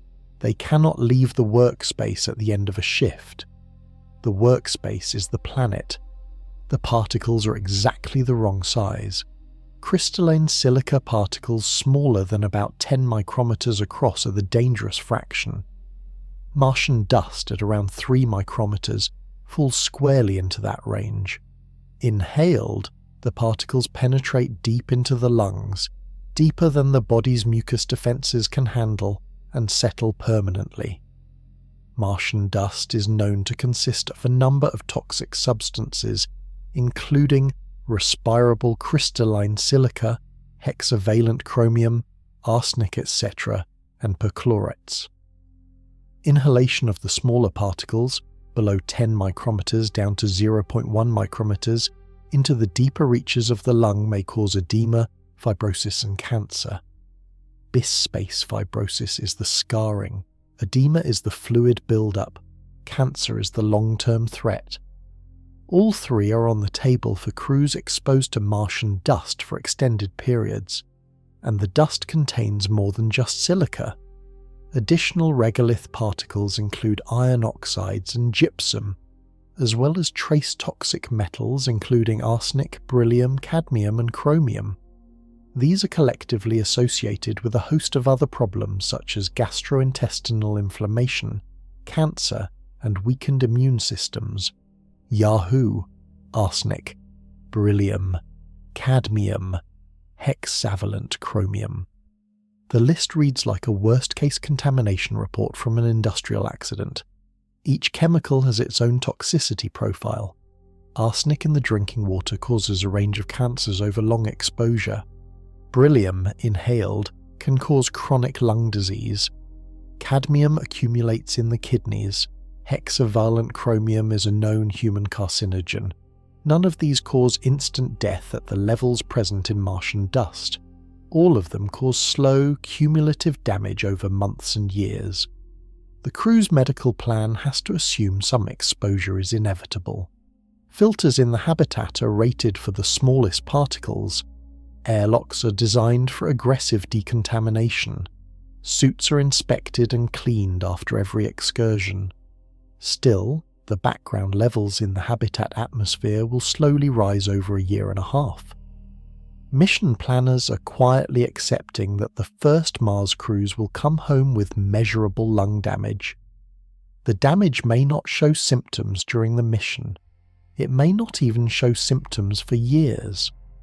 But the exposure happens, the particles settle, the scars form.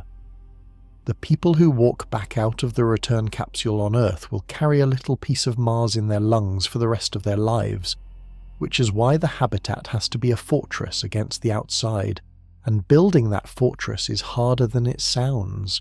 A Mars habitat is not a house, it is a life support chamber. Every seal matters, every surface matters, every vent, every port, every airlock has to function like part of a hazmat facility, because outside is a chemically hostile environment that would poison the crew if it leaked in. The habitat has to do several things at once. It has to hold pressure. The inside is at roughly the same air pressure as Earth's surface, while outside is about 100 times thinner. That means every wall, every window, every hatch is under constant stress from the pressure difference, trying to bulge outward. It has to hold temperature. Mars surface temperatures range from about 70 degrees Fahrenheit on a warm summer day at the equator to more than 100 below zero at night in winter at the poles. The habitat has to maintain comfortable living conditions through all of that, with insulation that works in thin atmosphere, heaters that run reliably, and cooling systems that dump excess heat despite the low-density environment. It has to shield from radiation. The galactic cosmic ray problem did not go away when the crew landed. The Martian atmosphere provides only a fraction of the shielding of Earth's, and no magnetic field deflects charged particles. The habitat walls need to include radiation shielding, whether that is water tanks, bricks made of Martian regolith piled on top, or buried construction below the surface, and it has to seal out dust. This is the hardest seal to engineer. Dust is everywhere. It blows in the wind, it clings to suits, it tracks into the airlock. The airlock has to be designed so that dust that comes in with the crew stays in the airlock, not in the living quarters. Most airlock designs for Mars include a dedicated decontamination chamber. The crew comes in from the surface, seals the outer door, and then spends time being vacuumed, brushed, sprayed, and otherwise cleaned before the inner door opens. That adds time to every excursion. It adds complexity to every piece of equipment. It adds failure modes, because dust clogs filters, jams valves, and wears out mechanical seals faster than clean air would. A popular concept is the suit port. The spacesuit docks to the outside of the habitat through a special port. The astronaut climbs into the suit from inside the habitat, then the suit detaches and they walk away. When they return, they dock the suit back to the port, climb out, and the suit stays outside. The dust never comes inside at all. Suit ports are elegant in theory. In practice, they have never been proven in real operational conditions. The seal between the suit and the port has to hold pressure, resist contamination, and work reliably through thousands of cycles. Any engineer who has worked with moving seals in dirty environments will tell you that is a hard problem. The habitat also has to handle itself. Maintaining a safe ecosystem inside a spacecraft presents unique challenges, from ensuring optimal temperatures, pressures, and lighting, to reducing noise, monitoring microbial communities, and tracking immune responses, NASA microbial communities. The crew carries their own microbes, and those microbes live with them in the habitat for a year and a half. Bacteria grow on surfaces, fungi colonize damp areas. The habitat atmosphere accumulates volatile organic compounds from the crew, from cooking, from materials outgassing over time. Air scrubbers have to keep all of that under control continuously, without a maintenance break. Everything the crew depends on is inside that habitat. Food, water, air, the lab equipment, the medical kit, the communications gear. If the habitat fails, the crew has hours, maybe less, to react. And every system inside the habitat depends on one thing staying intact for the entire mission. The closed loop of resources. The ISS gets resupplied several times a year. Cargo ships bring food, water, oxygen tanks, spare filters, new equipment, replacement parts. When a component on the station breaks, the crew orders a replacement, and within a few months, it arrives. The station's life support systems can be maintained because maintenance is possible. Mars crews do not get resupply. Cargo ships can only arrive in certain launch windows, which means anything that reaches the crew was shipped at least 18 months ahead of time. For most of the mission, if something breaks, the crew fixes it with what they brought or they do without. The life support system is not one system. It is a stack of systems that all have to work. Oxygen generation. The crew breathes oxygen, and the oxygen has to come from somewhere. In transit, it comes from stored tanks and from electrolysis of water, which splits water molecules into oxygen and hydrogen. On the Martian surface, some missions plan to pull oxygen from the atmosphere using a device like NASA's MOXIE demonstrator, which has already proven the chemistry works at small scale. The atmosphere of Mars is 95% carbon dioxide, and splitting CO2 yields oxygen. But a crew-scale oxygen plant has never been tested in Mars conditions. Carbon dioxide removal. The crew exhales CO2, and in a sealed environment it builds up fast. Too much CO2 causes headaches, drowsiness, disorientation, and eventually death. Scrubbers remove the CO2 using chemical absorbents, and the absorbents have to be either regenerated or replaced. Regenerable systems are complex. Replaceable systems need a stockpile, water recycling. The crew drinks water, sweats water, urinates water, and breathes water vapor. On the ISS, something like 90% of the water gets recycled through a complex system that filters, distills, and purifies it. That system has been refined over decades and still breaks down occasionally. On Mars, recycling has to approach 100%, because every litre of water not recovered is a litre that must be made from Martian ice, which requires digging, melting, and purification, none of which is trivial. Food. Some food comes packaged from Earth, but a 3-year mission cannot carry all its calories in preserved form. The mass is too high, so at least some fraction of the food needs to be grown on Mars, in hydroponic or soil-based greenhouses. Plant growth in Mars conditions, with shorter solar days, unusual radiation levels, and partial gravity, has been studied but not proven at crew scale. Thermal management. Every system generates heat. The habitat has to dump that heat into space, through radiators that work despite the thin atmosphere. If the radiators fail, the interior starts warming. If they fail badly, the crew has hours before the temperature becomes unsafe. Power. Everything runs on electricity. Solar panels degrade under dust. Nuclear power sources like the kilopower reactors NASA has tested offer reliability but are politically complicated and have not yet flown. Every one of these systems has single points of failure. Everyone requires spare parts, consumables, or periodic maintenance. Everyone has to run without major breakdown for 3 years. NASA and ESA have studied failure rates on life support systems in detail. On the ISS, where maintenance is possible, the major life support systems typically experience minor failures every few months and significant issues every year or two. Extrapolated to a Mars mission with no resupply, the probability of at least one major life support failure during the 3-year mission approaches certainty. The crew has to be able to fix it, whatever it is, without a toolbox they cannot get to, and the hardest of those loops to close is the one that keeps them alive day to day. The water, oxygen, and food cycle.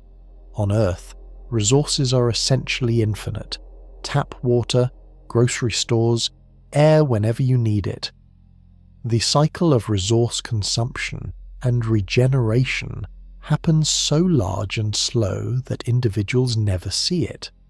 On Mars, the cycle is small and fragile. Consider water. A crew of 4 people drinks, cooks with, and washes using around 50 litres of water per day combined, as a rough estimate. Over 3 years, that is around 50,000 litres. Even if the recycling system recovers 95%, the crew still needs about 2,500 litres of fresh water makeup over the mission. Mars has water. It is frozen in the polar caps, buried as permafrost in mid-latitude regions, locked in the minerals of the soil. Getting that water out requires drilling, heating, filtering and testing for contaminants. Mission plans include machines called Insitu resource utilization plants, designed to extract water from Martian ice deposits and process it for use. These plants have never been operated at crew scale on Mars. The best test so far has been MOXIE, which generated oxygen from the atmosphere at a tiny demonstration scale. A crew-scale water plant is an entirely new engineering problem. Drilling into frozen Martian soil is not like drilling on Earth. The equipment works differently in low gravity, cold temperatures and thin atmosphere. Dust gets into everything. The machines have to run for months without maintenance. If the water plant fails or underproduces, the crew rations. Showers stop. Laundry becomes impossible. Drinking water gets tight. Eventually, if the problem cannot be fixed, survival itself becomes uncertain. Oxygen has a similar profile. Stored reserves plus generation systems. If generation fails, the crew burns through reserves. Reserves last for weeks, not years. Repair becomes the whole mission. Food is the most complex loop of all. Storable packaged food works for transit but is bulky and nutritionally limited. Fresh food requires growing it, which requires plants, which require water, oxygen, CO2, light, and nutrients, all of which are tied to the same life support system that keeps the crew alive. Greenhouse experiments on Earth have produced crop yields high enough to supplement a crew's diet. But these experiments run in controlled conditions with human maintenance over short periods. Running a Martian greenhouse for 18 months without a crash is a different problem entirely. Crops can fail, disease can sweep through a closed greenhouse, equipment failures can kill an entire harvest in hours. A crew relying on fresh food has a vulnerability that crews on short missions never had to worry about, and if the closed loop breaks badly, the crew cannot just declare defeat and go home. Because home is on the other side of a launch window that will not open for months, the loop has to hold, or the crew has to survive on reserves until the window opens, or they do not survive at all. This is why mission planners obsess over redundancy. 2 water plants, not 1, 3 oxygen generators, multiple food sources including long-term storage, fresh growth and emergency reserves. Every redundancy adds mass, which means more launches, more fuel, more complexity.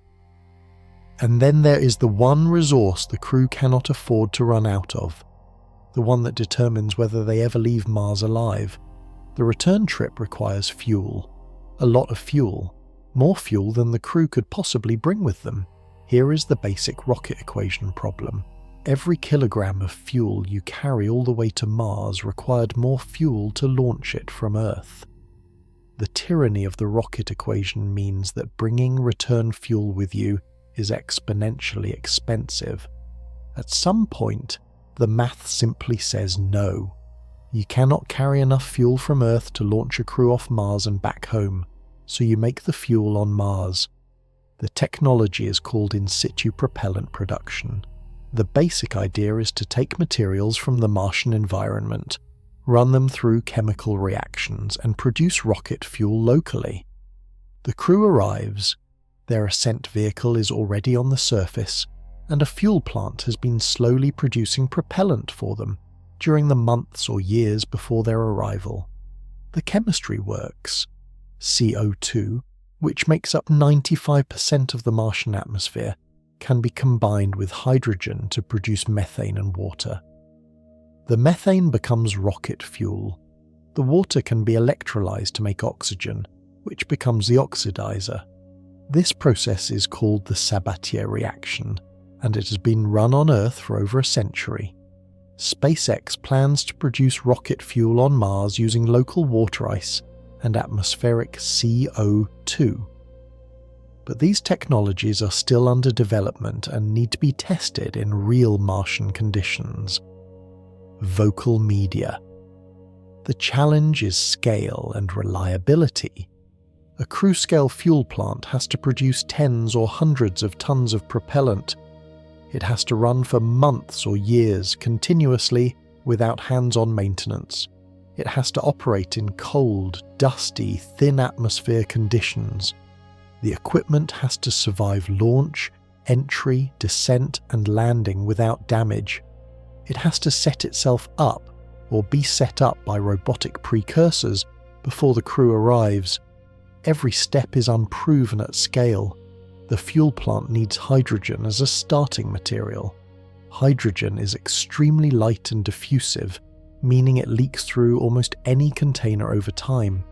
Transporting hydrogen from Earth means losing some fraction of it to boil-off and seepage during the transit. An alternative is to get the hydrogen from Martian water ice, which means the fuel plant also needs a water extraction plant, which means more machinery, more drilling, more power, more failure modes. The power demand is substantial. Producing rocket fuel is energy intensive. The plant needs kilowatts to megawatts of continuous power for many months. That means a nuclear reactor or a solar array large enough to handle cloudy days and dust storms with buffer batteries, or both. Each option has its own complications, and the fuel plant has to get it right. If the plant fails, the crew lands on Mars with no way home. The ascent vehicle sits on the surface, empty tanks, while the fuel plant that was supposed to fill it has broken down somewhere in its complex chain of reactions, valves, pumps, and tanks. The mission architecture has a check built in. Most crewed Mars plans require the fuel plant to be operating and the ascent vehicle to be fully fueled before the crew leaves Earth. If the plant is not working, the crew does not launch. They wait another 26 months. But if the plant breaks after the crew launches, and the crew arrives at a Mars with a half-full ascent vehicle, they have a problem with no easy fix. They have to repair the plant themselves, or they have to survive on Mars until a second fuel plant can be shipped in the next launch window, which is 2 Earth years away. This is why the fuel plant is sometimes called the most important uncrewed spacecraft of the entire Mars mission. Without it, crews cannot return, and even with it, everything depends on one machine, on Mars, working exactly as designed for the full duration. And then, there is the machine that lifts them off the surface, the one that really has to work. Every rocket launch from Earth happens with a ground crew present. Mission Control watches telemetry in real time. Engineers review every subsystem. Weather is checked. Launch is delayed if any problem surfaces. If the rocket fails on the pad, the crew escapes in an abort capsule. If something goes wrong in flight, engineers troubleshoot. A second attempt gets scheduled.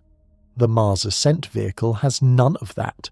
The Mars Ascent Vehicle will be the first vehicle to perform an ascent from the surface of another atmospheric planetary body outside of the Earth-Moon system.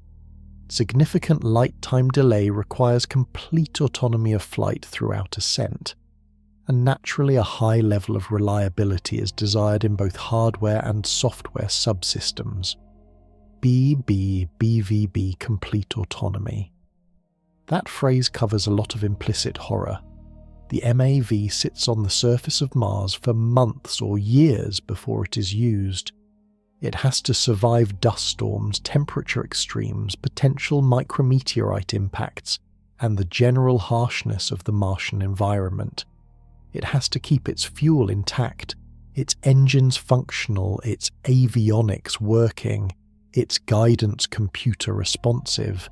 Then, when launch day comes, it has to light engines that may have been sitting idle for years in a vehicle that has never been flight tested, with the crew aboard, and fly perfectly. There is no second attempt. There is no ground crew. There is no abort option in any meaningful sense. If the MAV engines fail to ignite, the crew is stranded on Mars. If one of the engines underperforms, the trajectory misses the rendezvous with the orbital transit vehicle, and the crew is stranded in Mars orbit or worse. If the guidance system miscalculates, the vehicle can tumble, explode, or miss its target entirely. The vehicle has to launch itself. Then, because of the radio delay to Earth, the crew and the vehicle handle the entire flight to orbit without any ability for Earth to intervene in real time. A 20-minute ascent phase, with Earth not knowing how it is going until 10 minutes after each critical event. The MAV also has constraints the original launch from Earth did not have. It has to be small. Low mass means less fuel needed to put it on Mars in the first place. It has to be simple. Fewer components means fewer failure points. But it also has to lift enough payload, the crew plus any samples and essential gear, to a high enough orbit to meet the transit vehicle. Those requirements fight each other. Engineering teams have been sketching MAV designs for decades.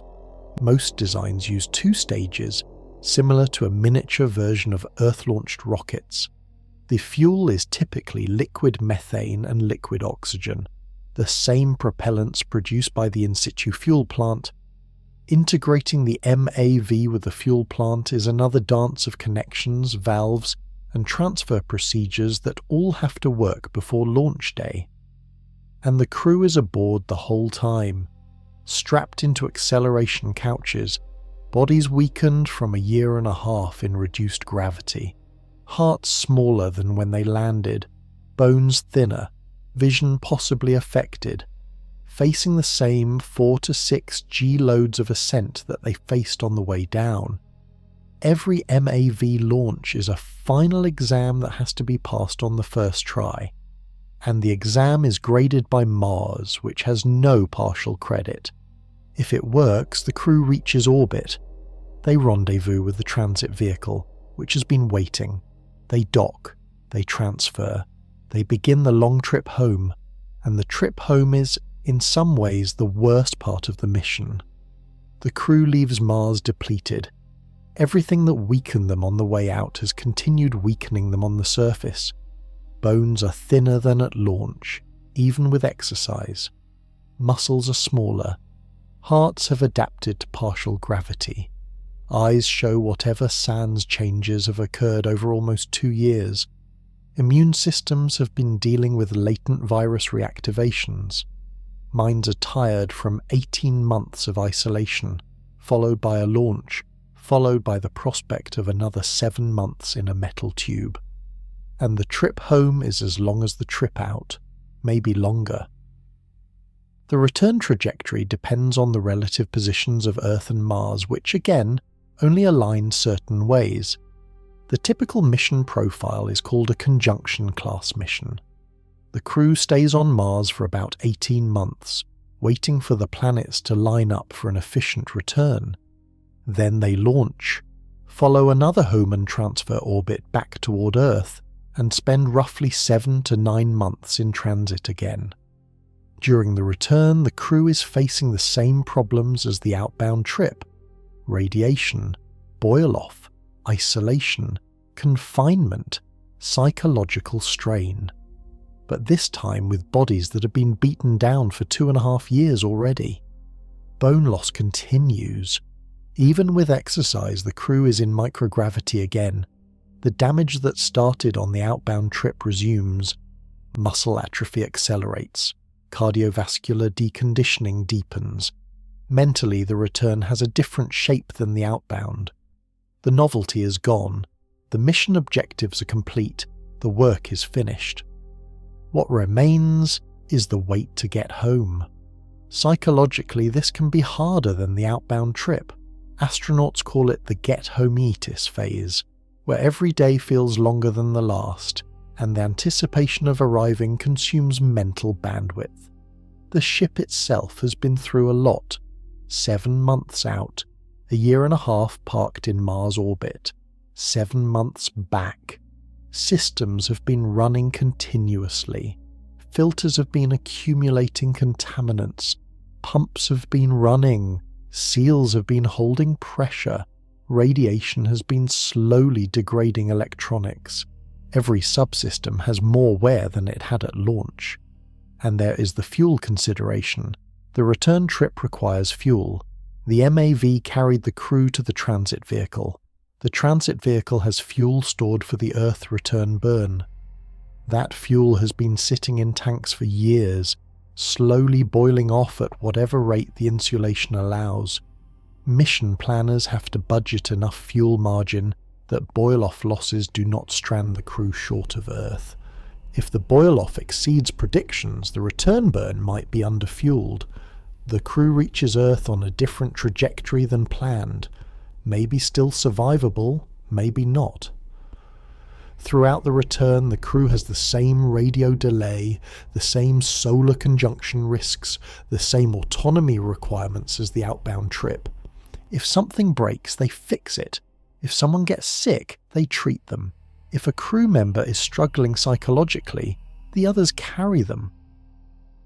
The one thing they do have, that the outbound crew did not have, is the knowledge that Mars is behind them. The landing is done. The surface mission is complete.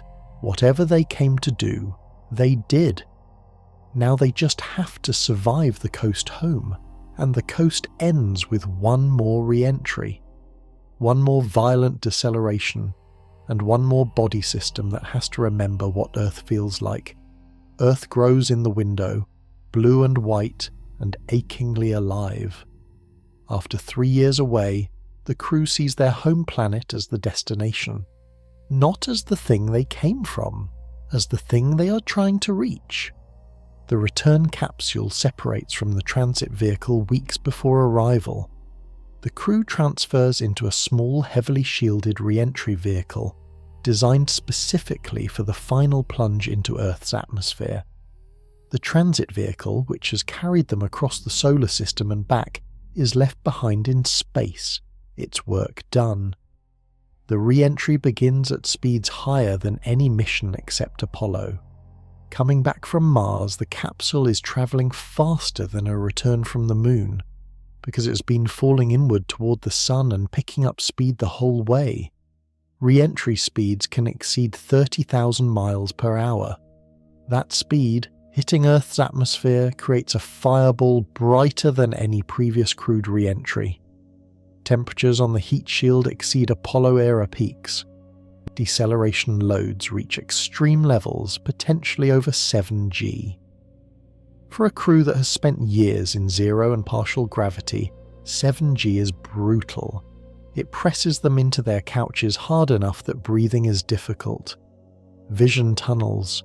Consciousness wavers. The crew is trained for this. Anti-G suits, positioning in the couches, breathing techniques, but no training fully prepares a deconditioned body for that level of stress.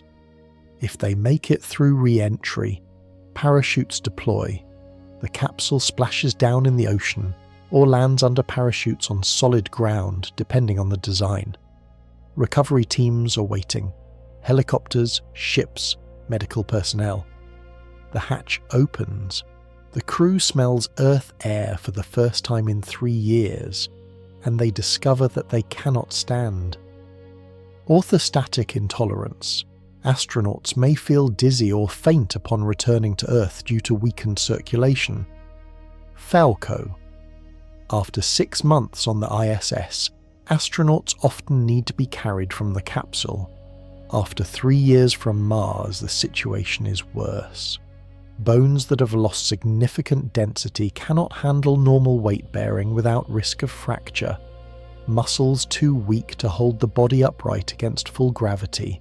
Heart too small to pump blood up to the brain when standing. Inner ear confused by real gravity after years of partial or zero. The recovery teams do not ask the crew to walk. They carry them, lift them onto stretchers, begin immediate medical evaluation.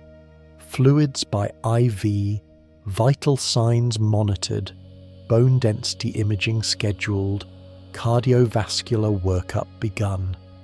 Rehabilitation takes months. For some effects, years. For some effects, never. The eye damage, if it occurred, may persist. Lung damage from Martian dust, if severe, will show on scans that will be tracked for the rest of the astronaut's life. Cancer risk, elevated by radiation exposure, will haunt annual checkups for decades. The crew is home. They survived. But they are not the same people who left. No human who goes to Mars comes back the same. Their stories will be told, books written, documentaries made, lessons learned about what worked and what did not. Every future crew will study what happened to them so that the next mission can do better. And that raises the question nobody asks out loud. After reading all this, after understanding everything that can go wrong, why would anyone ever go? The answer is complicated, and it is the reason scientists keep saying yes despite themselves. Mission planners are not optimists. They know the numbers, they know the failure modes, they know exactly how many ways a Mars mission can go catastrophically wrong. They have spent their careers modelling every failure, stress testing every component, writing risk assessments that run thousands of pages, and they keep saying yes. Part of the reason is scientific. Mars is the best place in the solar system to look for evidence of past life. The planet had liquid water on its surface for hundreds of millions of years in its early history. It had an atmosphere. It had conditions that on Earth led to the emergence of life. If life ever arose on Mars, evidence of it is buried in rocks, possibly preserved, possibly reachable only by humans with drills and lab equipment. A robotic mission can do some of this. The Perseverance rover is right now collecting samples for future return to Earth, but robotic missions are limited. They can only go where they are directed. They can only test what their instruments can measure. They cannot improvise, cannot follow hunches, cannot make the leaps of intuition that turn a walk across a dry lake bed into a major discovery. Human scientists can. Part of the reason is survival. Earth is not a guaranteed permanent home. Asteroid impacts, supervolcanoes, nuclear war, runaway climate shifts, pandemics, solar flares. The list of existential risks for a species confined to one planet is long. A human presence on Mars, even a small one, is a form of insurance for the species, not a safe haven, not a backup, a second basket for the eggs. Part of the reason is that humans, as a species, keep pushing outward. The same drive that carried people across oceans in wooden boats, across continents on foot, into the sky in unreliable machines, into orbit on rockets that were as likely to explode as to fly. The drive does not listen to risk assessments, it just pushes. Mars is the best option we have right now for expanding long-term human presence, Troutman said. We've already found valuable resources for sustaining humans, such as water ice just below the surface, and past geological and climate evidence that Mars at one time had conditions suitable for life. NASA water ice, atmosphere, raw materials, enough maybe for a foothold, enough maybe for the beginning of something larger. The first crew to Mars will carry every problem described in this script. They will launch on a rocket that depends on unproven refueling. They will spend 7 months in a metal tube with radiation they cannot fully shield from. They will land on a planet that has killed 60% of the things people have sent there. They will walk in dust that will scar their lungs. They will leave on a vehicle that has to work first try. They will come home to bodies that have been deconditioning for 3 years, and they will do it because nobody else has, and the ones who do it first are the ones who write the next chapter of what humans can do. The engineers and scientists who are quietly panicking are not panicking because they think the mission cannot be done.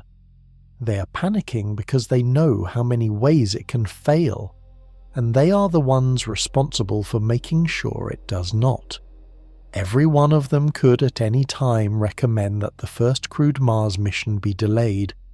Delay would be safe. Delay would be defensible. Delay would let more research happen, more systems be tested, more risks be reduced. Almost none of them recommend delay, they recommend going, because the only way to know if humans can live on Mars is to try. The only way to solve the landing mass problem is to actually land. The only way to close the life support loop is to run it for real, for 3 years, with a crew depending on it. Every simulation, every analog, every ground test eventually has to be followed by a real flight. The first footprint on Mars will not be the triumph it looks like in the images. It will be the first step of a deeply injured, exhausted, frightened human being, standing in a spacesuit they barely trust, on a planet that has been trying to kill them since launch. Behind the helmet visor will be tears, or stunned silence, or laughter, or all of them, and it will be the moment that proves humans can be an interplanetary species. Not a certainty. Not yet. But a proof of concept. The cost is high. The cost is understood.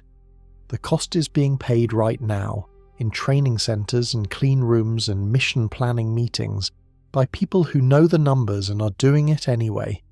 Mars is waiting. The math still says no, and the mission is still being built. Somewhere, in a control room not yet finished, a clock is already running. End of briefing.